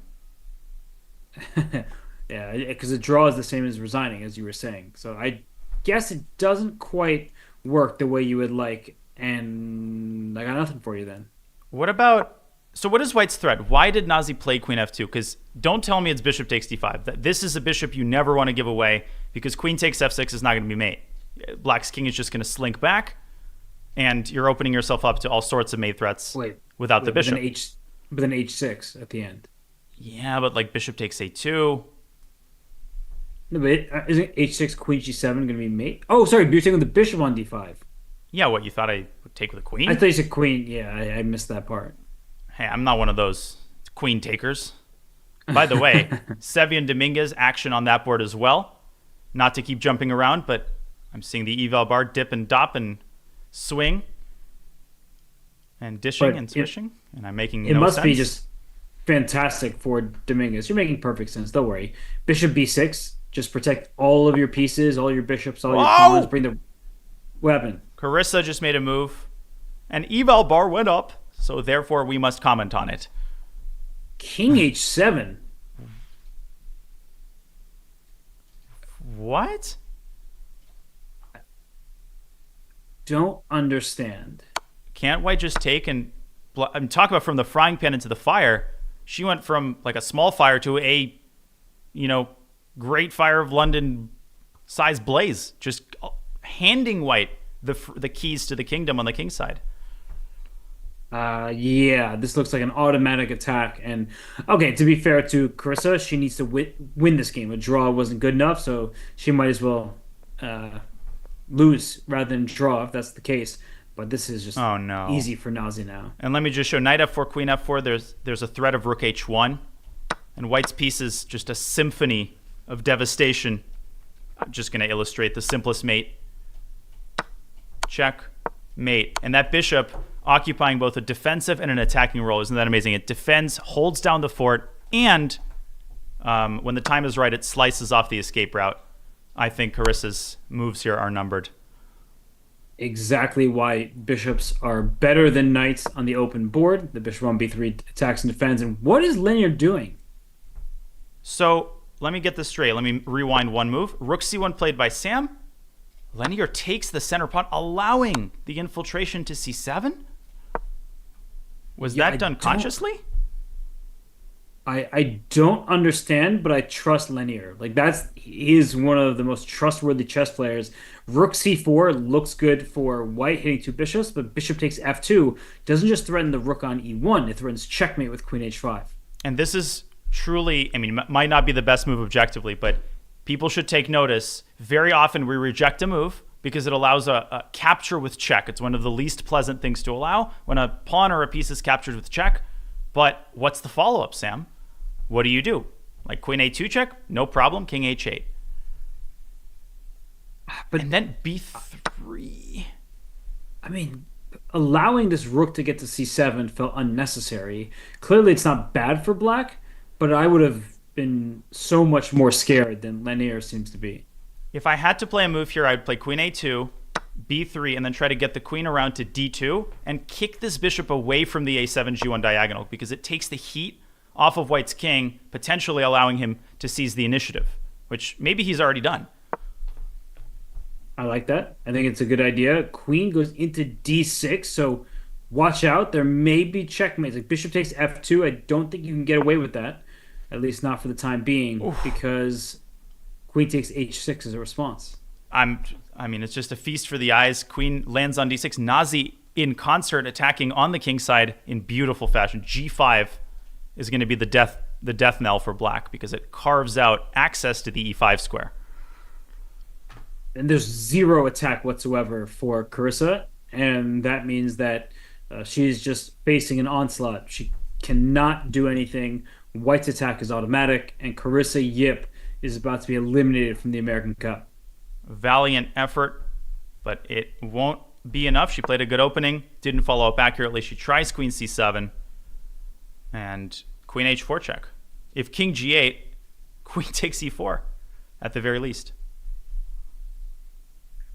That's a nice tactic. And Irina just blundered a piece.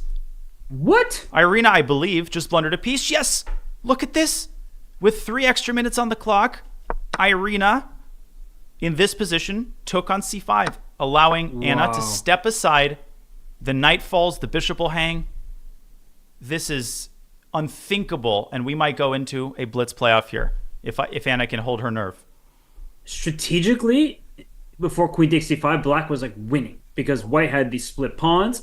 The a file was open. The rook on a8 was very powerful there. So she just missed a one-move tactic where the queen steps forward, protects the knight, attacks the black knight. The black queen is under attack, cannot go backwards to defend the knight in d7. I mean, this is very elementary for a player of Irina's caliber. And look at the clock situation. It's Anna who's the one under a minute. Just not excusable for a player of Irina's experience. And she will be the one punishing herself. And, you don't need to pile on in these situations because a player of her caliber, of her class, knows that this was not something that she can allow, but she can still try. Queen b4, Anna with 30 seconds, and it's terrible luck for black. Queen takes d7 also hits the bishop. Otherwise, the knight would have been hanging. Knight c2 is probably also possible, by the way. Looks good. Because the queen on d3, or the d3 square rather, is protected after knight takes b4, right? Like knight c2, knight d c5, there's knight takes b4. Unreal how this turns around. 40 seconds sounds like an eternity in this position. Yes, and I think that on the other board, Sam Sevian, the blue board, wishes that Linear only had 40 seconds or whatever it is because he has enough time to calculate. But I cannot believe what Linear is allowed. Like this seems like such unnecessary counterplay to give to Sevian. Yeah, there's a moment you feel like you give the top player the benefit of the doubt. He knows what he's doing. Just wait. He'll keep the initiative contained. Once the queen lands on d6, I'm not sure Linear thinks he knows what he's doing. Now, it's important to point out bishop e5, Robert. I assume you step back to d5. What's the follow-up there after king h8? Rook c5, maybe? But not rook takes b7 because of probably the fork. Bishop c6, yeah. Very well spotted. And then the e-pawn rumbles forward. This just feels unnecessarily complicated. You are on the ball as always. Maybe. What does black do here? What about Queen H5, Rook E8? A little switcheroo. Okay, you're walking into some pins though. Like, what's your next move after that? What's your next move? Because Queen takes b7. Yep, you got to admit you got a point there. It's just like white is taking all the pawns and black is contorting himself just to stay afloat. What is going on the last 10 minutes with these players? They need to be... Did they, like... I don't know. Have one too many martinis at lunch? Because Irina, she's crushing it with 3 extra minutes blunders apiece. Lenier is, with the black pieces, only needs a draw, allows insane amounts of activity, and look at the time situation, that's almost equalized as well. I'm putting my chair lower because I looked at the cameras the first time in forever and I realized that my head was cut off. So now I'm back centered. All right. Headless Hess. Hessless. We don't want to be Hessless. Well, I'm feeling low to the ground. I think Irina is going to be feeling quite low after this game because to lose that position, Danya, it's not, she wouldn't possibly have considered that an option. I mean, this is like Hikaru Mishra level comeback.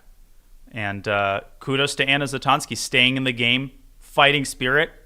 Now the scoreboard resets, and we've got 2 more Blitz games awaiting us in the Levon Wesley match. Most likely in this match, if Anna can finish this off, which she will. She's winning a second piece. Nazi has officially won her game. We congratulate her. She stays in the loser's bracket. And Dominguez is down on time. He doesn't know what to do. He can't find a move.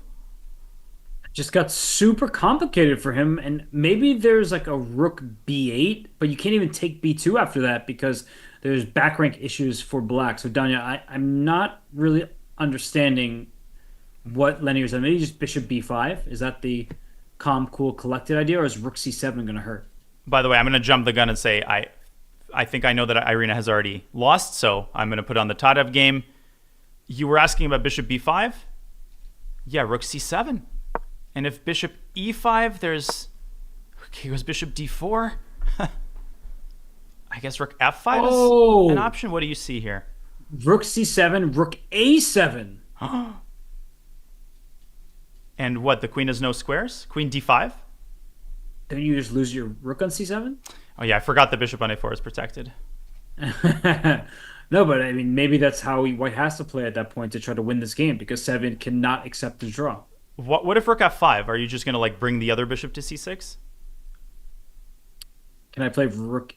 I can play rook a7 as well, or bishop d7 because the rook is essentially trapped. Is it not? Oh, because rook d5, bishop c6, queen b4. The bishop takes f2.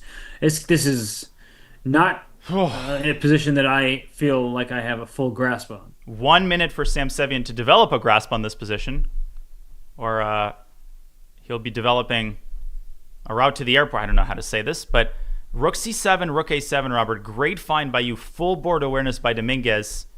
And more trust in Lenier. That might be the moral of the story here. If Sevian can't find a way to keep the position complicated.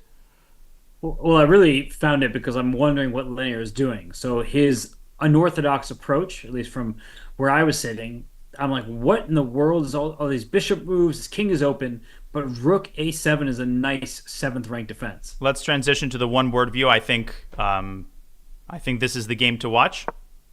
Let's do it. Rook to f5 played, and not this one, but this one. I will put the Irina game as a small board. And I'll bring my chair back up to where it normally was because now I see that. Okay, I'm going to keep the Alice Lee game up for people's viewing pleasure, but obviously, let's make this board the star of the show. Here we go. Indeed, bishop d7. Given an exclamation point, Donna, you called it, you found it, and so did Lenier. And now it's Sam Sevian who is in some trouble on the board, and now to 15 seconds on the clock. Oh my gosh, what do you do? Where does the rook go? Draw is not enough. Rook d5, bishop c6 is a fork. 7 seconds for Sevian. I think this might be it. What about rook f7? If the queen takes a8, there's One a rook second. trade in a fancy. Stays in the game.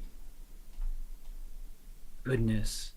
Oh, he's doing it in a better way, Danya. He's playing rook f4, bishop e5 seems to trap the white rook, but rook f7 is a fancy rook trade. Unbelievable. Warding off the bishop from this a7 g1 diagonal, giving the king a little bit more breathing room. And you're on the money as usual, Robert. He definitely sees rook f7. But with 5 seconds left, when is he going to play it? Is he going to go rook d1? No. He plays rook f7. Actually, you raised a good point, though. If the bishop took on f4 and g takes back, like there are a bunch of white pawns that would be pressing forward. So rook f7 is a way to keep a dynamic of rook and a couple pawns against two bishops. Now, obviously, in an all-out time scramble, Sevian is the heavy favorite. But Dominguez still has that time cushion. He's down to 40 seconds. Are there any alternatives to queen f7? There are. Bishop c6. And what does white do? Queen b3, holding him there. Rook b8. Or queen e7 instead, also a move. We're about to find out. I didn't even see queen e7. I thought all the squares were under black's control, but that's maybe a good way to keep it. 4 seconds. He's got to find a move. 1 second. Time is ticking. And he's gone queen b3. My goodness. So rook b8, Danya, I feel like now's the time to, at long last, use that rook. Queen c4, though, and bishop b5. The queen can step up to c5. Look at the rook, look at the king, and you won't be looking at a rook because there will be no rook if the queen is allowed to take on e5 with a fork. So bishop b5, there is queen c5, Robert. And then rook c8, potentially? Queen d5. And then rook d8. Maybe there's going to be a bit of repetition. Or bishop c4. Yeah. Instead. Yep. Wait, but Danya, queen c5. Also, queen a2 is a move, just to point out.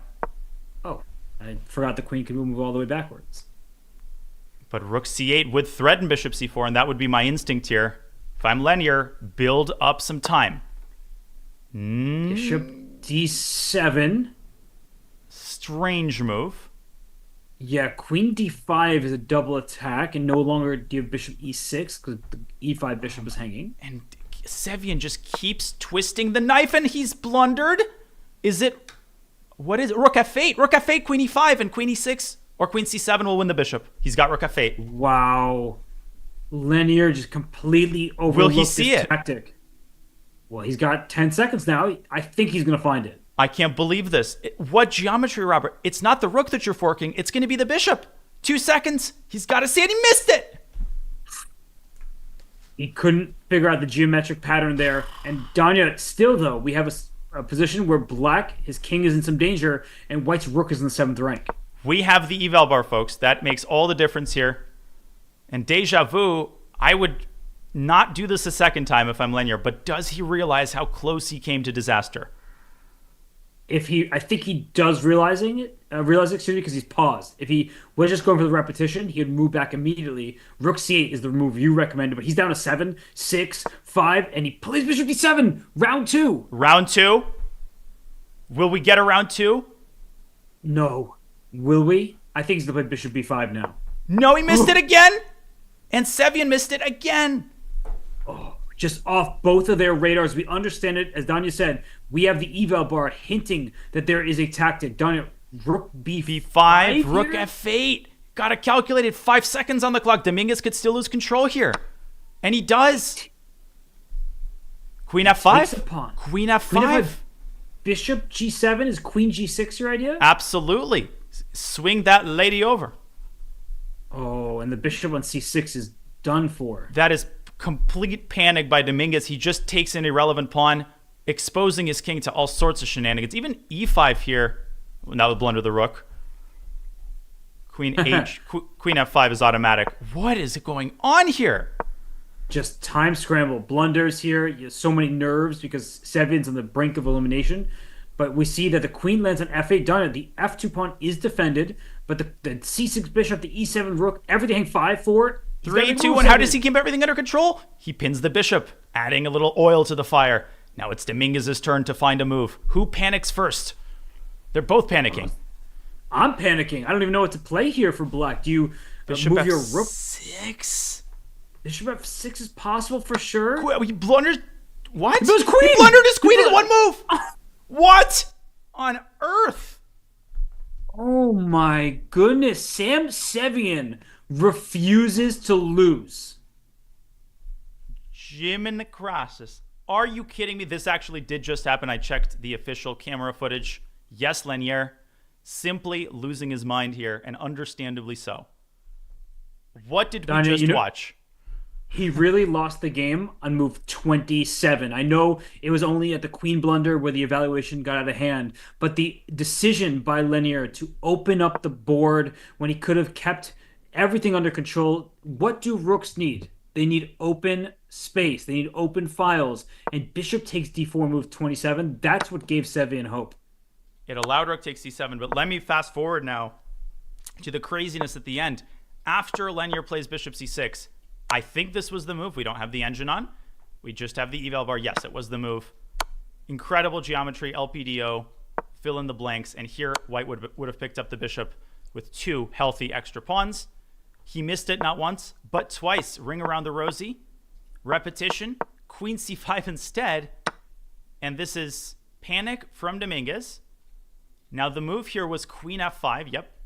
Bishop g7, queen g6, and too many bishops are hanging. But instead, Sevian with rook e7, giving Dominguez one last chance, but this was unfindable with seconds on his clock. Even if he didn't blunder his queen, the game was already lost. I think we really need people to understand this. It's a huge moment. It's a camera moment, a Kodak moment, if you will, but the game was already lost here, practically speaking. Wait a second. Oh my goodness. Do you know why this works, Danya? Why? Rook b5, rook h7 check seems to pick up the queen. King g8, rook h8 check, the bishop on b2 defends that square. You can even take, you can actually take and play bishop g7 and black is still fine. Oh, the rook on b1 hanging with check. How did he miss this? Come on, Lanier. That's former World Blitz champion Lanier Dominguez to everyone watching.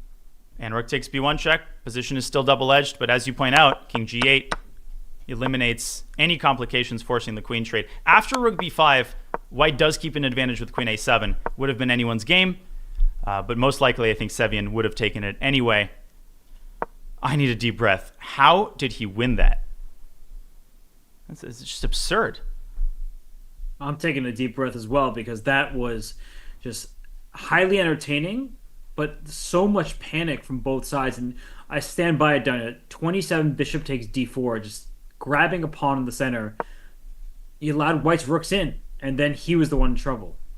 Yeah, I mean, you talk about proximal causes and the actual causes, right? Yeah, he blundered his queen. That's what people focus on. As you point out, you got to dial it all the way back. When did the trouble begin? He was completely in control, commanding advantage out of the opening, and suddenly allowing Sevian's pieces to converge on his king. Queen blunders, believe it or not that uncommon even in classical games. Robert, there are examples of world champions, top grandmasters just leaving their queen hanging. It happens. Does. We just watched it happen, but Sam Sevian doesn't care how it happened. He got the win. He stays alive. And now it's Blitz time in their match as well as the one between Levon Aronian and Wesley. So I don't know when those games will begin. I'm guessing they'll wait another 20 minutes or so. And I do think we have this. Is it just this game left between Alice and Tatev? I think it is. And I do have a little bit of bad news in the sense that I have to cover a group class that starts at 5:30. I can stay for another 40 minutes, which if this tournament was run smoothly should be enough.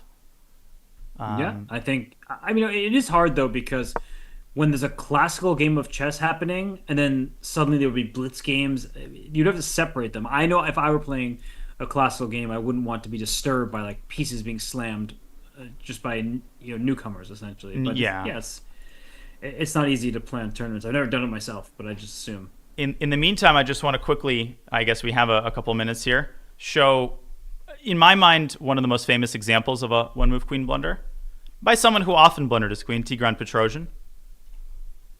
Not a particularly noteworthy player. Let's get Mr. Glenn Lambert.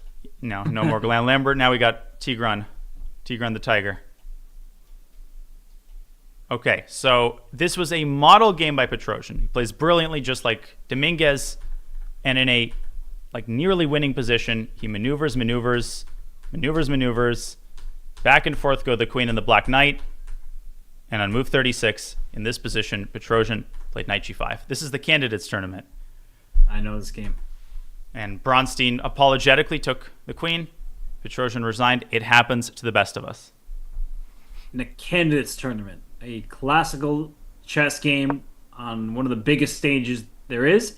And I remember reading about it where Bronstein just felt terrible. And he's like, I don't deserve to win a game like this. My opponent completely outclassed me before that. But a queen is hanging and captured. And then I want to note that I think that the Alice game is thought of has more moves. So I think it might have frozen on your screen. Oh, yeah, for sure. Because let's refresh. I apologize for that. And let me actually bring that board up as our only board. So I can do this. And I can do this. And then let me just add that game one more time so we can focus on it. Apologies for the small hitches in the technical aspects. I'm doing my best. You have the Damiano statue. I can't get. I'm keeping that on my computer like forever to remind myself of how low we can descend as sculptors. That's very funny. Well, Danya, this position is not funny from Tatev Abrahamyan's perspective, but I will say I don't see a clear way to break through. And one critical element here, as we can probably outline for our viewers, is that a capture on b6 at the right moment will spring free that a6 pawn. This is why having advanced pawns can be so valuable, is that you may sacrifice material to get those pawns to the other side. And another idea, Danya, is not just the capture on b6, but I could see a universe where like a bishop comes to a5 to threaten that capture on b6, and you sacrifice all the pieces so that your a pawn can promote. I was listening very intently, and I heard that the bishop can come to a5. It's like a teacher. What was the last thing Jessica said? Oh, you're too busy texting on your phone. I see. But no, your point is well taken. And Alice, wait a second. I'm suddenly blanking. This is their first classical game? That's right. Okay, so it's not like she's satisfied with the draw. She needs to convert this. If I may rewind a couple moves, I feel like Alice somewhere missed a chance to put Tatev away. I just have a feeling. Because they reached this position after rook a d8. Alice took on e6, and she did not take on d8, which would have been my inclination.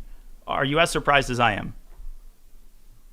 The c4 drops, but f6 falls in response. So yeah, that actually is quite surprising, but yeah, it's winning for what? It's not just surprised, shocking. Like knight d5, black can resign here, essentially. That's crazy. So Alice giving Tatev a new lease on life. Losing, I wouldn't say the lion's share of her advantage, but a significant part of it. And Tatev has a chance to build some sort of a fortress. You don't want to let, the cagey veterans stay in the game. They will bite. Why did she put a rook on d5? That's what I'm a little confused about, because the knight should probably be on that square. And if you go back a few turns before rook d5 was played, like why not rook d2? Just sort of give that d5 square to your knight and then double your rooks behind it. I also don't understand. I mean, we've been talking about this as an important theme. When does white put the knight on d5? I mean, like, you could not pay me to reserve the square for any piece other than the knight. It just belongs to the knight. It's mine. And don't steal my thunder, says the knight to the rook. Maybe this is a bit of that, the youth on display. She doesn't have experience in these kind of binds, but she's still much better, is Alice Lee. And I see a comment by Jimbo. Yeah, Alice needs to start pushing the king pawns. Definitely in the cards, maybe h4, h5. Just you try to create a weakness in the position, because right now, even though black is worse and cramped, there are no true weaknesses. But a big issue for Tatev is her time. And Danya, I will also note that rook takes d5 is almost always out of the question for black, because you hand white a pass pawn. Yeah, then you give white an actual choice, and the knight might be happy to yield its proper position. I would also point out Tatev down to 4 minutes. I still think the likeliest outcome is a victory for Alice, a deserved victory given knight g5 and her general positional mastery. But maybe, just maybe, Tatev can play moves like king g7, kind of tread water and make Alice prove it. So is Alice's plan to play like Rook D1 up somewhere to like D2, Queen D1, triple stack on the D file? Rotate the You got juicer. Yeah, you got the Elyakin's gun going on there. Right. Logical. Yeah, we can play classic Robert Hess style, H2 Queen G4, just trading the juicers on G4, rotate the Alekhine gun lollies mate to D7, check stock prices. And by the way, Hikaru and Fabiano drew. That happened today, if you can believe that. That was a long time ago. It was a very quick draw in that game. But Wooden shield. I mean, I'm really trying to figure out like what is the right moment for a trade to happen because Rook takes D5 for black. It feels bad, but it might be necessary at some point. Yeah, and at least it gives white a choice and, makes her spend more time. Would you ever consider G5, or is that the straw that's going to break the camel's back? No. Okay, King G7. At least this brings some color back to Tatev's face in the position. Even if G5 was good, still no for me. If I even mentioned such a move in the presence of any of my coaches, not just the lesson would be over, but like the coaching-student relationship would be over. Yeah, and hopefully you get to keep your life. Yeah, you're going to have to pray. I will never play such a move again. What would Grandmaster Sakis say if he saw you suggesting G5? Well, given that when I achieved my third and final Grandmaster norm, his response was, okay, congratulations on a decent result. I don't think I want to know. But, because we're from that era where the classical training with the Soviet Grandmaster, like, it's just not a move you even consider, but something to applaud present day players. They find those moves when the time actually is right. And G5 is a move that all players from Zurich 1953 would discard. They would laugh at you if you ever suggest that move, but it's a good idea to keep in the back of our mind. I don't want to get too derailed. I apologize if I've been kind of all over the place. No, you're great. But as Alice ponders her move, one area where I see this kind of generational, maybe chess cultural difference is, when I'm teaching at chess camps, which I love doing. I've taught at this camp in Atlanta for many years now. Very talented kids, 2,000, 2,100. When I was kind of coming up in their rating, the Soviet kind of rule is anytime that a GM is analyzing with you, right? Anytime you have the privilege of listening to a title player, even if there are situations where you feel like you're right, you feel like they say a move, let's say while they're looking at your game, and you really disagree with it, basically, like, the point is you don't want to argue. You want to soak everything in, even if you are genuinely correct and they made a blunder. Does that make sense? But definitely, it's the opposite at chess camps.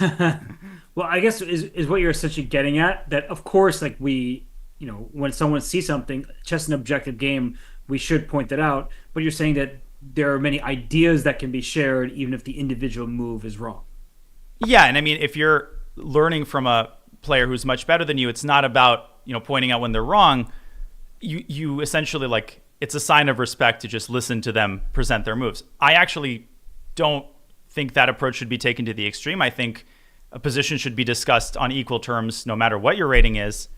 But it's just interesting that kids nowadays, they won't stop. They'll stop at nothing to try to prove their point. I like that spirit, but it's very different from how my coaches taught me to learn from GMs and titled players. As always, the truth is somewhere in the middle.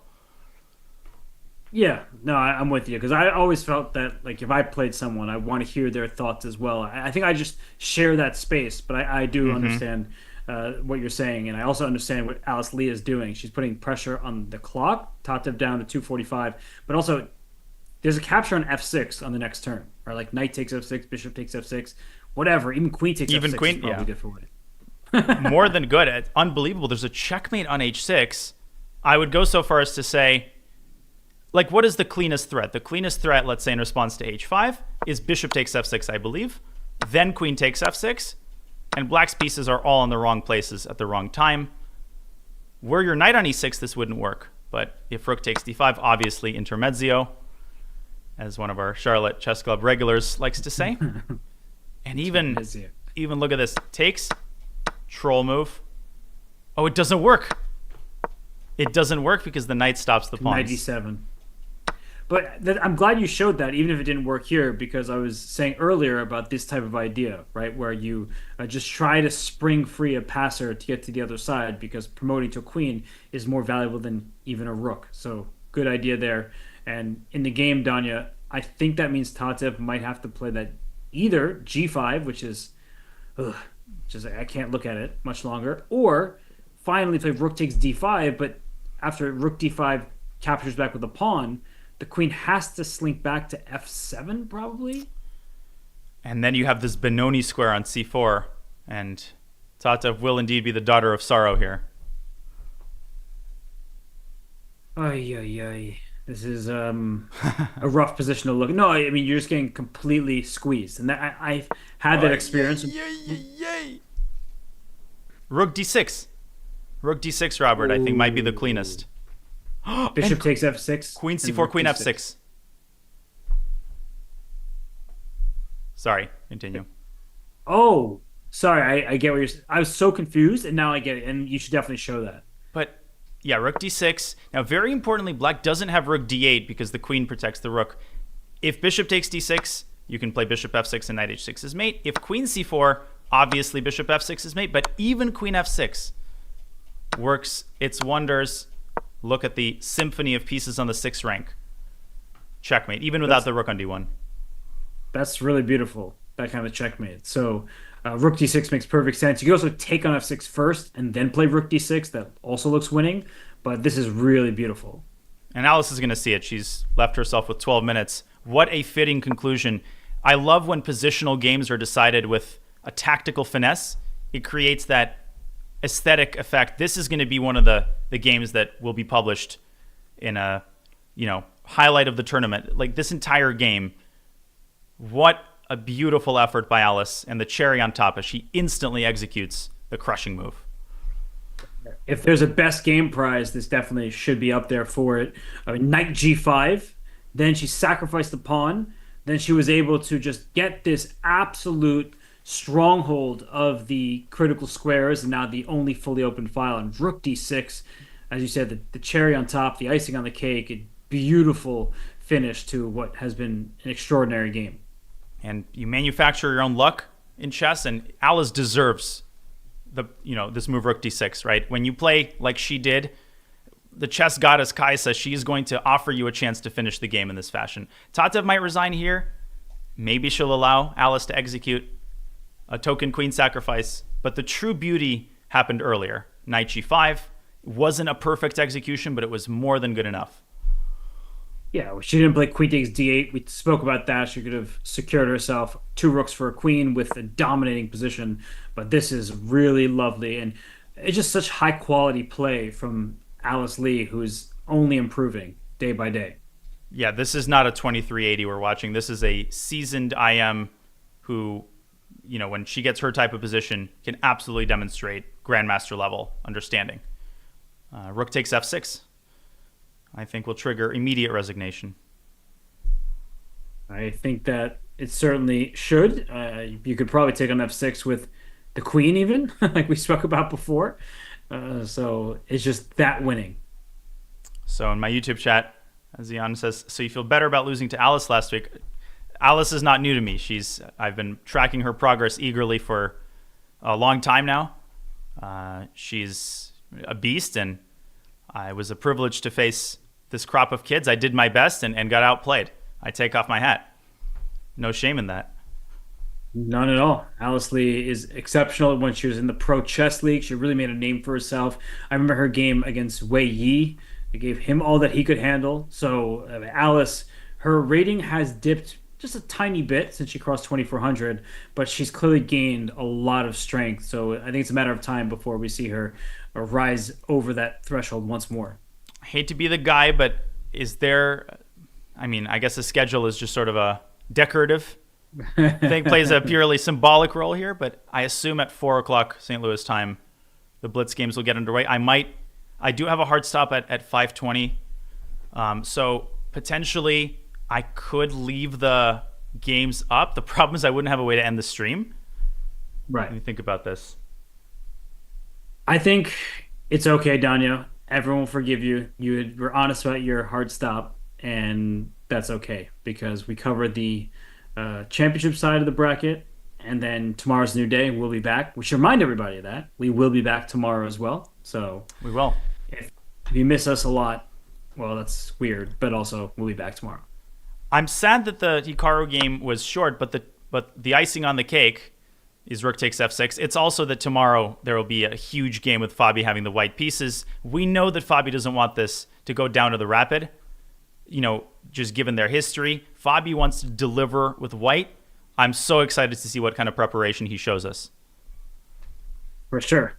And I see people talking about the checkmate. You're going to see it unfold right now. And it didn't matter if there was going to be a queen sack along the way. The point is that the bishop on f6 with a knight coming to h6, that is checkmate. And oh, how are we going to do it this time, Danya? Where is the nicest checkmate? Knight takes e5, by the way. Yeah. That might be the nicest checkmate. Could you have gone rook takes g6? I was trying to calculate that, but it's so unnecessary. Yeah, like your coach would just disown you, and Tatev has resigned, congratulating her opponent on a dazzling victory. But the job's not done yet. Tatev will have white tomorrow, and we know how fearsome she can be. Carissa Yip can tell you all about that on her way home. Okay, that's quite a game. That is a lovely game, at least from the perspective of Alice Lee. And for Tatev, Danya, I think it was the opening choice. I don't want to blame the King's Indian because I know somebody is a massive fan of that opening, a huge proponent, and one of the best with it. But I think that it was a stylistic mistake. That's what I'm trying to say. That, when you play the King's Indian, it makes sense. When Hikaru plays it, like it's true to the style. But what people don't always recognize with the King's Indian is it's not always going to be tactics, checkmate, vicious attacks, sacrifices. What we saw in this game is a great illustration of that, where it became positional, and Tatev had no room for her pieces, and we know that she is a very aggressive player who had to sit and play passive chess. King's Indian is not an opening, it's a lifestyle. I know that's kind of a meme, it's a cliche, it's an approach, but there's a grain of truth to that, right? It's such a schematic opening, which also has a heavy theoretical component. That's part of the many things that make it such a difficult opening to learn. It's like a language where the vocabulary is extensive, you have to learn words, but it's a whole new writing system, right? There's like the King's Indian works in its own ways, and Alice, she is a d4 player for life. She knew the main ideas, and of course demonstrating this incredible idea, knight to g5, which worked to perfection. What a move. What a find. And then from there, it was quite a one-sided game. So Alice spent her time in the opening, wisely so, and then she was able to secure victory. So Danya, a lovely game from her. Tatev will have to strike back with white tomorrow. We'll see what she brings in their classical encounter. Hikaru and, I was going to say Levy, and Fabiano, they drew their game very quickly because Fabi caught Hikaru in some prep. And that leaves us with three Blitz matches ahead. Irina Krush against Anna Zatonsky, Levon Aronian against Wesley So, and last but certainly not least, Sam Sevian and Lenier Dominguez. Yeah, and I really appreciate my chat giving me some solutions, like scheduling a shutdown of my computer. I was thinking about it, actually. I could maybe try to turn my home internet off from my phone, but I don't want to turn it off forever because I do want to commentate tomorrow. So, we'll see. Yeah, if they start the games now, then maybe we have a chance. So you're saying there's a chance. But otherwise, if they don't show up in the next few minutes, I feel like it makes sense to call it, even though, unfortunately, we'd be leaving people a bit hanging. Now, if I were to find a clear solution, would you want to handle the wheel? I mean, I can handle the wheel. That works for me. But how are you going to do this? I'll be handling the actual wheel. Probably doing this as I do. Schedule, computer, shutdown. There must be a way to do that, right? To schedule a computer shutdown, you can use the command prompt and the shutdown command. Okay, it should be easy. There are other issues to this, though, Danya. Which is? That you have control of the chessboard, so I would also have to gain control of that. No, I mean, I could put on the appropriate games on the two-board view, and that would be that. That's true. And or I could remotely control my own computer from a different computer. That's ridiculous, I know.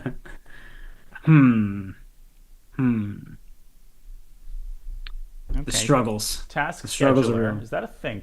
Yeah, it is a thing. Task scheduler. Okay. Create task. Actions. Wait, I think I can do this. Okay, settings. Yeah, I think I found it. So create basic task. Okay, let me see this. We're learning here. Oh my gosh, this is so much more complicated than... We're being told that OBS will prevent the shutdown. Really? Yeah. Interesting. It's actually a really interesting challenge, you know? When are these Blitz games going to begin? Because if they start now, we can get through at least one. But if they don't, then that might be that. That might be that. Yes, yes, yes. Ooh. It's like, is there a stop streaming command? Output timer feature and tools. Let's see. So if I go to OBS, right? Yep. And then I go to... Where the heck are the tools? Every time people are like, go into tools. Like, what tools? So I'm half kidding or half trolling. It's okay. I get it. Yeah, I mean, I don't want to, keep dwelling on this, but I really wish that, like, this is a 4-hour day that had no reason to be a 4-hour day. Well, I think that it's right to let the classical game end when it did. And I guess maybe it takes a little bit of time to... Are you disagreeing with me? Blitz. I am gently disagreeing with you. I see. Can I do it from the Twitch app? Jesus. Well, that's a good question. But then it wouldn't end the YouTube stream. Can you stop just the stream? Okay, I think I can do it from the... It looks like I might be able to. It's an unanswerable question. Yeah, this is a very obscure problem because people usually don't have this problem. Very interesting. But okay. Just make sure all the YouTube people watch on Twitch, exactly. Yeah, I apologize that I have this issue, but I wish there was an easier way to do this, honestly. Just like click end stream. Just like a little button from the phone. Call AT&T and make them just end all internet coverage at a certain time when I say so. I'm looking at the schedule on their site, on the official site, and it says Blitz games should. I click regulations by accident. Schedule. The Blitz games should be at 4 minutes ago. I see. Well, we're on the Seve and Dominguez game. Let me go back to the two-board view here. We have Seve and Dominguez on one board, and let's put on a different game on the other board. Open. And that would be Levon versus Wesley, of course. Such a good point that you can end the YouTube stream early and then end Twitch from your phone. Oh, yeah. Is that possible? I think it is. Wow. Just a second, but I think I actually can just pause my internet at some point and cut out the stream that way. Believe it or not. I do appreciate chat's help with this. It feels like one of the it's a team, most difficult. This is what makes it fun. It's an unexpected challenge. And, yeah. Okay, actually... Yeah, I feel like this is some kind of math conjecture, unsolved problem, like the Riemann hypothesis or something. Like we're just trying to figure out how to end a stream from not sitting at the computer. Yeah, maybe if I had a wireless mouse that had the range to halfway across the city, that would be nice. So startup idea. Everything's a startup idea now. So what's the time control? It's for the Blitz, it's 3 plus 2. Mm-hmm. That's correct. I see. Very nice, very nice. UC Indeed, but I don't see any games. Okay, now I'm going the other way, trying to see if I can pause my internet when I want to. Like I should be able to do this, honestly. Ooh. Set controls. Let's see. Cancel. No, I don't want to cancel my internet. See, that's the thing. Also, there's no way you can cancel your internet that easily. You have to call them, be put on hold, get elevator music, have them tell you all the different options that you can possibly subscribe to, including the one you're already on. Then you say, "Oh no, I want to shut it down." Say, "Oh, you sure there's nothing we can do? We have these other options that they've already told you about." And then finally, after you Are get you angry, sure you don't want to do this, that, or the other thing? yeah, they'll offer you a discount, and then maybe, and then they will finally, at long last, agree once you escalate in your emotion. I'm looking also at the official stream. Yeah, Blitz games have not started yet. So, Sag. Sag. It's a Sag of honor. Wow, they really make this hard because it says that you can click end stream from your phone, but I don't see that button on the page that they say it's going to be on. I guess that's if you start your stream from your phone. Right. But I, of course, did not. Sadly. There's not just some button you can just press. That would be It's super amazing convenient. that there just is. It just doesn't exist. Let's see. Exactly. We see mate in seconds, but shutting down a computer is a challenge. It's crazy. For sure. For sure. No Says way. it works even if you didn't start on phone. Go to Stream Manager on mobile Twitch app. Yeah, I am on the Stream Manager on mobile Twitch app. There is no end stream button. Oh, I am on the Stream Manager.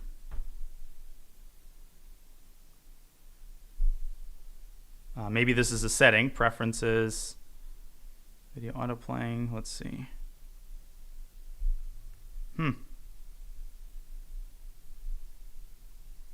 Yeah, it's really hard to do this. So.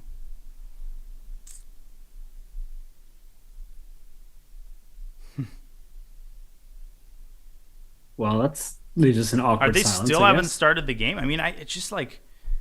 Oh, I guess Eric is interviewing Alice, Ah, which if I click raid channel,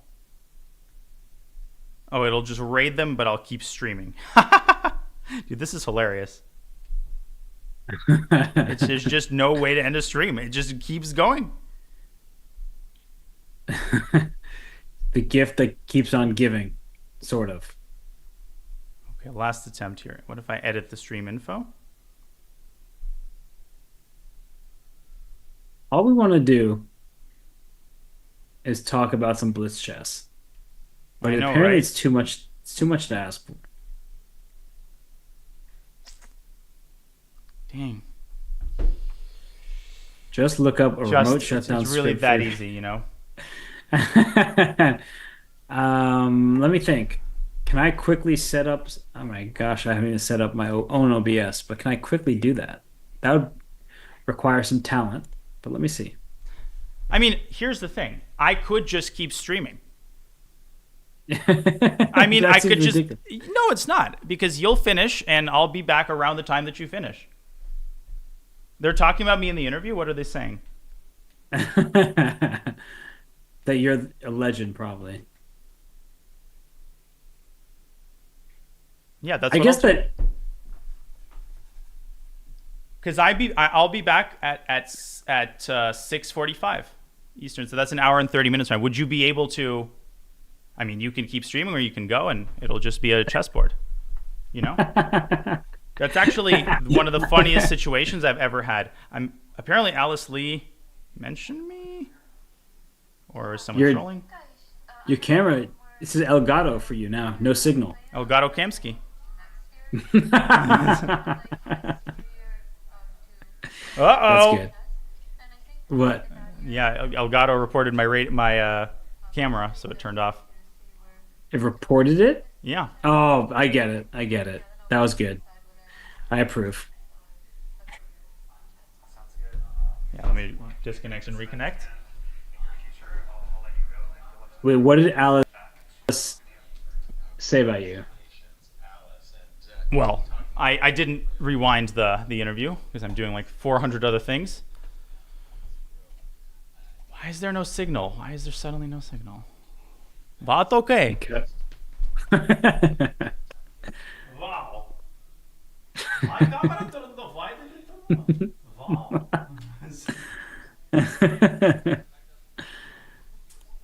Danya is gone. Not anymore, sadly. Are you back? I am. Much to your chagrin. Oh, my Chigoran. Oh my god, stop it. You must stop.